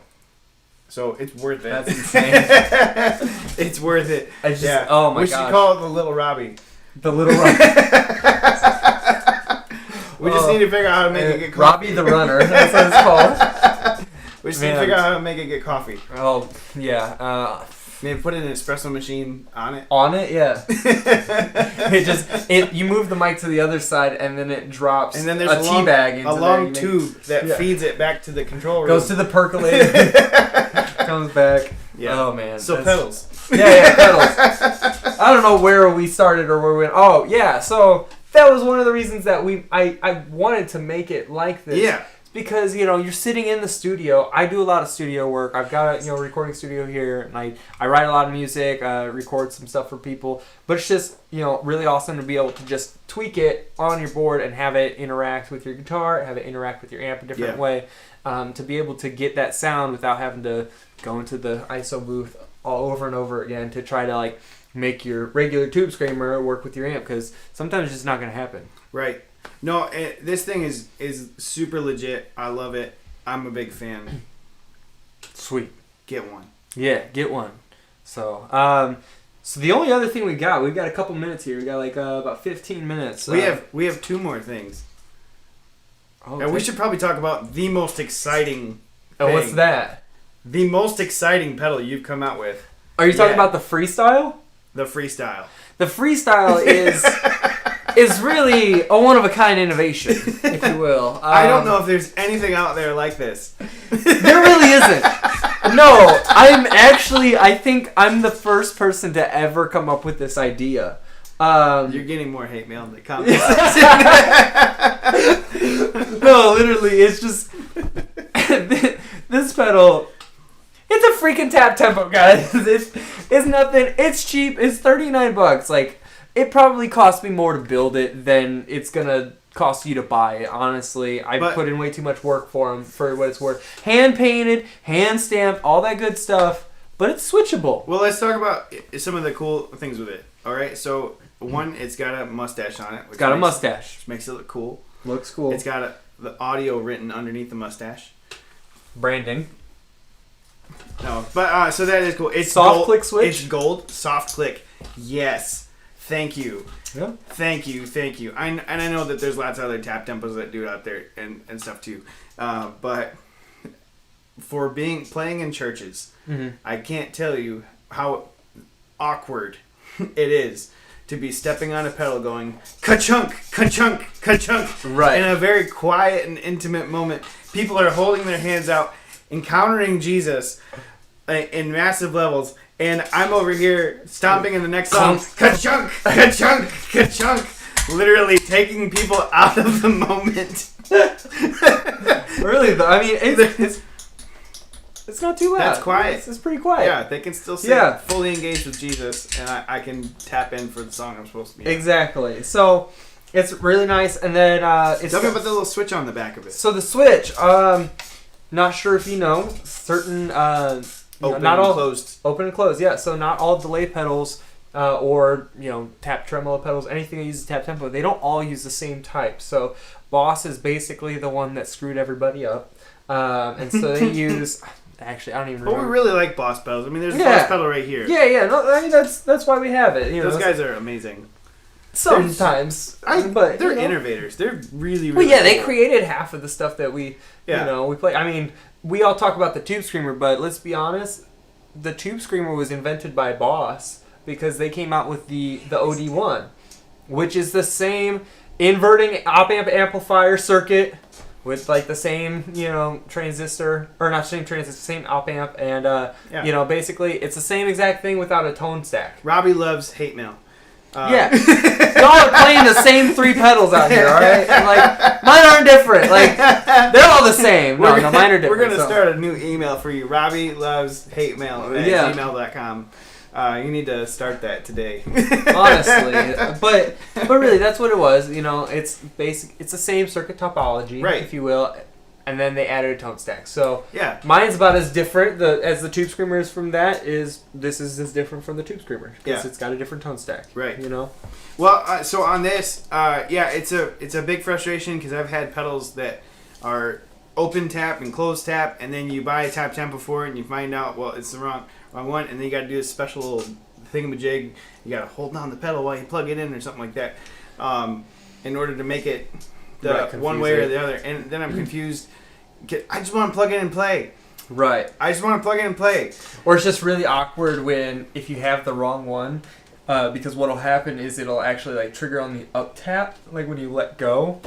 If you have it switched on, that so is it's so like click, confusing. click, click, and it's just so hard to do. That's so confusing. I've dealt with it before. It's terrible. Yeah. But So yeah. there's a little switch on the back. You can switch it open, closed, simple. Yep. Soft switch, freestyle, beautiful.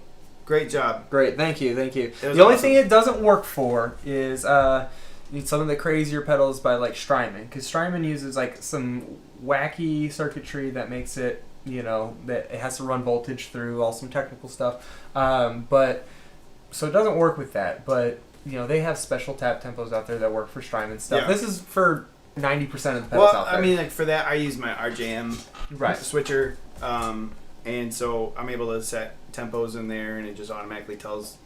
Yeah, he's fancy.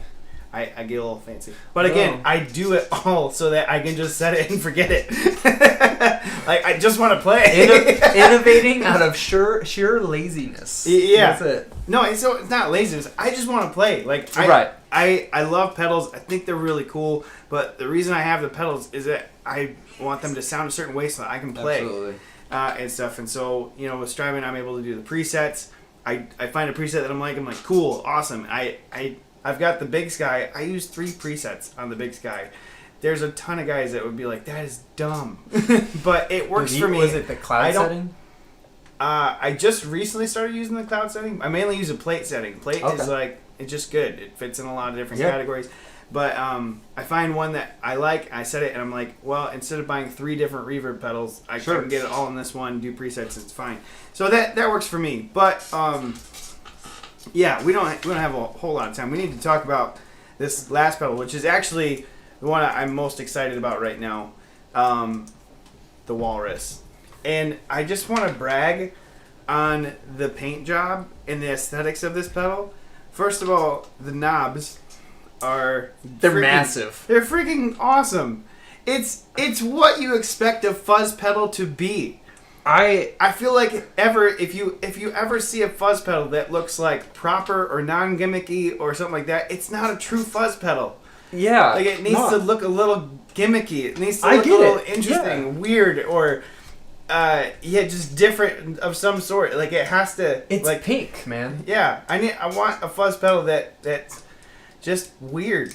And it's pink, and it has a boxer on it. The typical boxer everyone's seen with a big walrus mustache on it. That's really awesome. The big giant knobs, pink pedal.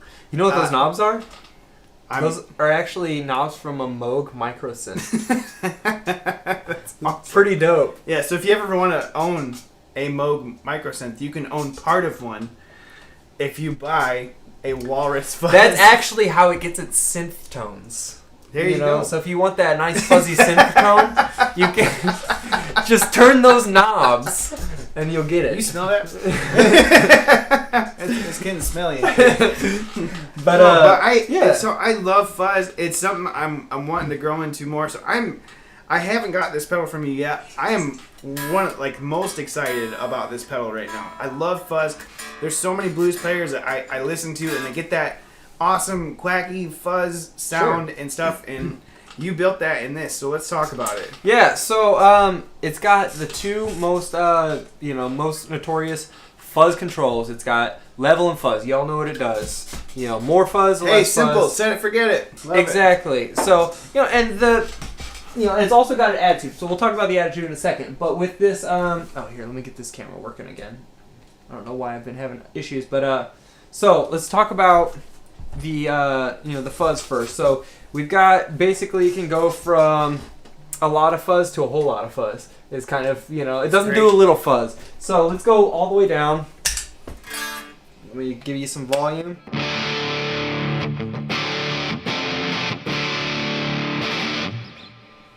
That's a lot of fuzz. That's a good amount of fuzz. It almost sounds like a really good distortion. Yes. And that's it's really tight in that setting, which is really cool. And that's what we'll get to the attitude in a second. So here's a whole lot of fuzz.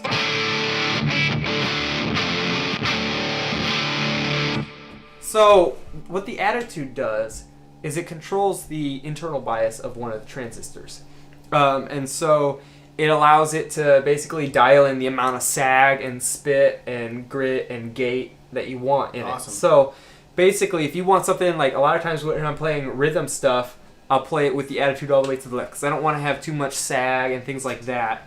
Have we Got a hello from Michael Hogan. Hey, Michael, how you doing? Yeah, good to see you, Michael. Thanks for chiming in. But yeah, so I don't want it to sag too much. But if I'm playing a lead and I want it to have more of a spitty kind of saggy, just a dip in the sound when just kind of like that vintage vibe, then I'll turn up the attitude. Yeah. So which I think fits so well with your adjectives for describing tone. Spitty, saggy, which is weird. it's just it gives it a little grit. I think JHS did an episode kudos to JHS. They did an episode not too long ago on like how do you like naming our descriptive words for guitar tone and stuff, and it's so funny. And it makes sense. Spitty, saggy. What does that mean? And it's like you listen to it, you're like, I get it. That does sag. That is saggy. Yeah, it is. But yeah, so I've got it all the way up on the fuzz. It looks like my pedal board's a little out of the focus here. So let me go ahead and I'll start with just a little bit of some lead bends or something like that on with the attitude all the way down.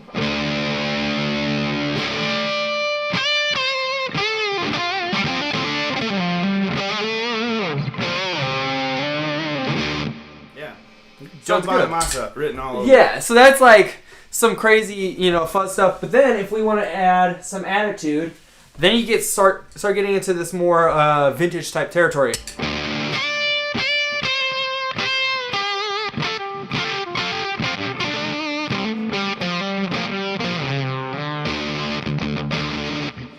And it starts to really implode on itself. You can take that even further if you'd like, and we can get some like gated sounds of it, which is crazy. So turn up the level a little bit.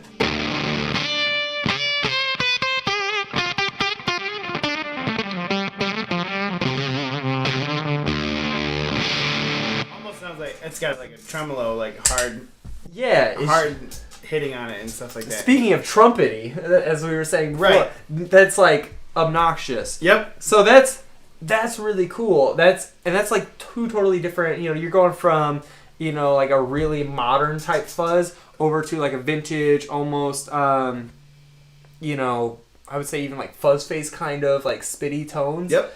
And you can get everything in between. So if you're more of a vintage fuzz guy, you can dial back that, or you can have it more high gain. So cool. Which is really cool. Now, what's really really sweet is putting it into that kind of crazy fuzzy territory and then just blasting it with the razor. So we've already got it. I'll pull back the attitude just a little bit. Yep. Wild.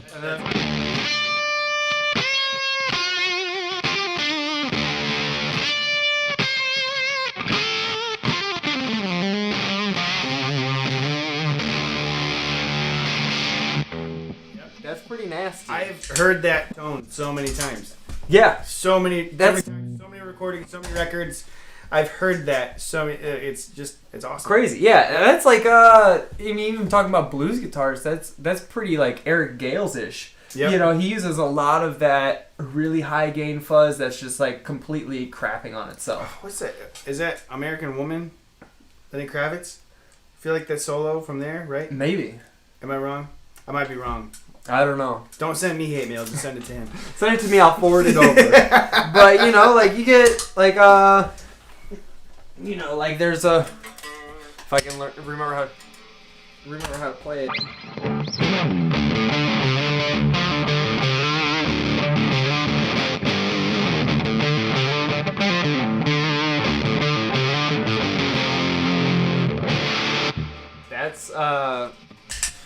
That's Eric Gales right there. That's one of his wrists, but I mean.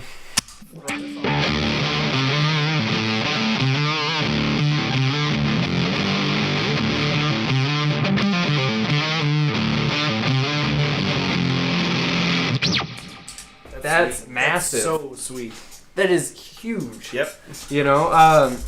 Another cool trick I like to pull is using the chevron as strictly an EQ. Yep. So when we have the chevron on, you can get it pretty clean. And so we can take it and put it into post mode so that we don't, when we do any EQ, it doesn't affect the dry. So we want to keep it as clean as possible. So we put it in post, and we can actually go through and boost the mids, take out a little treble, maybe boost the bass, but just make it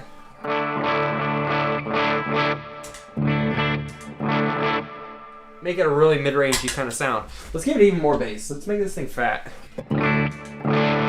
Okay, so that sounds great. So if we're playing a lot of times with a lot of fuzz pedals, they are just naturally mid-scooped. Yep. That's just like the nature of them. So you get something like the Walrus here. That's like mid-scoop. We throw on the Chevron.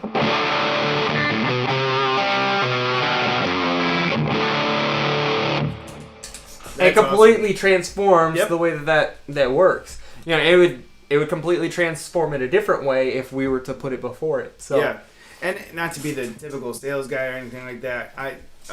But like, how cool is that? 2 pedals put together, like tons of tone shaping options right there, tons of different like creativity, options.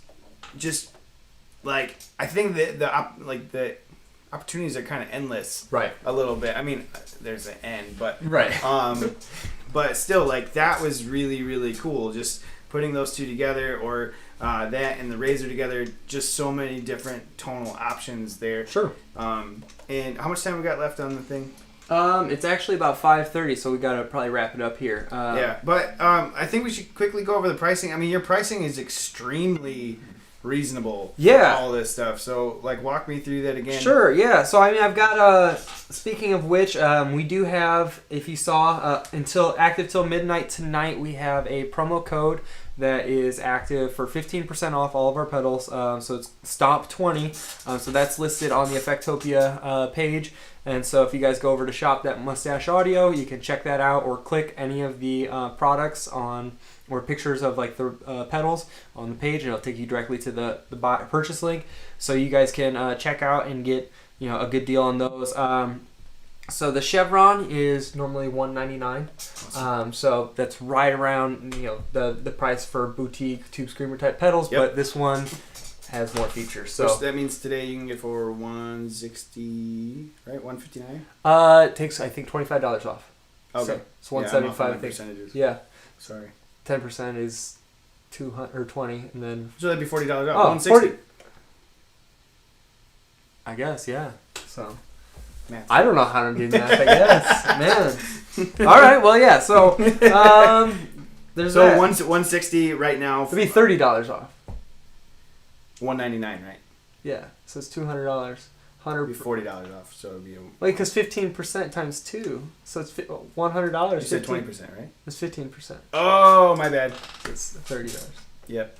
But we're that's all right. off. Yeah. Don't pay attention to us. Just do them. Neither of us know how to do math. But yeah, so it's $199. So you can get for $170 today. And then we've got the Walrus, which is usually $169. 15% off. I'll let you do the math this time. And then we've got the Razor, which is usually $149. So not bad, especially for the Razor. People like it's extremely reasonable. Yeah. I've seen boosts that do less go for way more. How much did you pay for your Vertex boost? I got a Blem deal. Okay. On that one, so I got a really good deal on that. How much do they? That regularly retails, I think, for $200, $219. Okay, so granted, it's a great circuit. It is a great circuit, but it has one knob. Yes. Mine has 2 and 2 switches. Yes, and I switched to the Razor. More knobs equals more better. No. Yeah, in this one case, yes. Yes.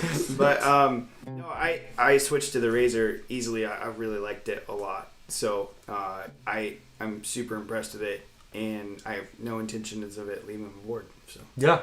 So you heard it here. Also, if you guys want a chance to win this very Walrus that we've been using today, you can actually participate in our Movember giveaway. So we're trying to raise money to help fight prostate cancer and raise awareness for men's health. So if that you go starts today. Yeah, it starts today. November starts today. Yeah, I didn't shave because you don't want to see me without a beard. I don't want to be 12 again. I look like a thumb. A thumb, yeah. Without a beard. Yeah. Like a little child with a face that looks like a thumb. Nice. Like you know the movie Spy Kids, or maybe a toe. Do you remember Spy Kids from like the late 90s, early 2000s? Yeah. The thumb people. There was villains that they were literally like shaped like hands with shirts on, and their heads were thumbs. Oh, that's terrible. Yeah. So is that what you looked like? Maybe. Probably. Look it up. You'll be mortified. I know that I've been asked before if I'm able to drive, legally able to drive after I shave. Yeah. Nice. So, that's fun. Yeah. Thank God for beards. Yeah, they really do it justice. So Movember. Yeah, so Movember. Basically, what we're doing is you can check out the details for the giveaway either at our Instagram. We just posted about it. So that's Moustache Audio on Instagram or Facebook. Or you can check out Pedal of the Day, who's also helping to sponsor it for us. Basically, we're doing for every $1 donated is one entry towards the giveaway. So cool, man. So we're just going to give away a pedal, and we're going to help try to give some money away for a good cause. So if you guys want to win a killer fuzz, then go over there and go donate some money. So if you donate $100, that's 100 entries. So the more the merrier. Yeah. So, so we're going to do that. And if you donate $1 million, that's 1 million entries. If you donate $1 million, you'll basically get the pedal. What if you didn't? Would you give that person a pedal anyway? If you donated $1 million and you didn't get the pedal, I would give you a pedal for free. Let's freestyle. It's not going to be a walrus. It's going to be a freestyle. But you're going to get a pedal. Let's just say if you donate $1 million, you get all the pedals. Yeah, okay. If you donate $1 million, you get all the pedals for free. Well, technically you get all the... by Robbie. They're all signed by me. Double sign on the inside. I'll double sign it. We'll get a gold pen. We'll get Blake to sign it. I'll sign it too. He'll sign it, and then it'll really be worth something. But so I mean that's all we really got. Thank you guys for coming and hanging out with us. I'm sure this was a little bit more entertaining than sitting here and watching me. I don't think you would be. No, thanks for having me out. This was a pleasure and an honor. Thanks for just being cool and making really awesome pedals, and thanks for being innovative. Thanks for being true and just true to sounds and wanting to be inspiring, and make something that sounds good. Thank you, man. Thanks for making things that sound good. Yeah, I appreciate. There's a lot of pedals out there that don't sound good. So I thank you that you care. That's really cool. Thank you, man. I appreciate you. But all right, well, before we get too sappy on here, forgot we were still live there, man. So thank you guys so much for coming out to Effectopia 2020. We've really enjoyed putting it on. It's kind of a crazy thing trying to put this together, but you guys rock.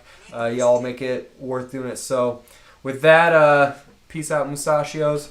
We're heading out. So, thank you guys again.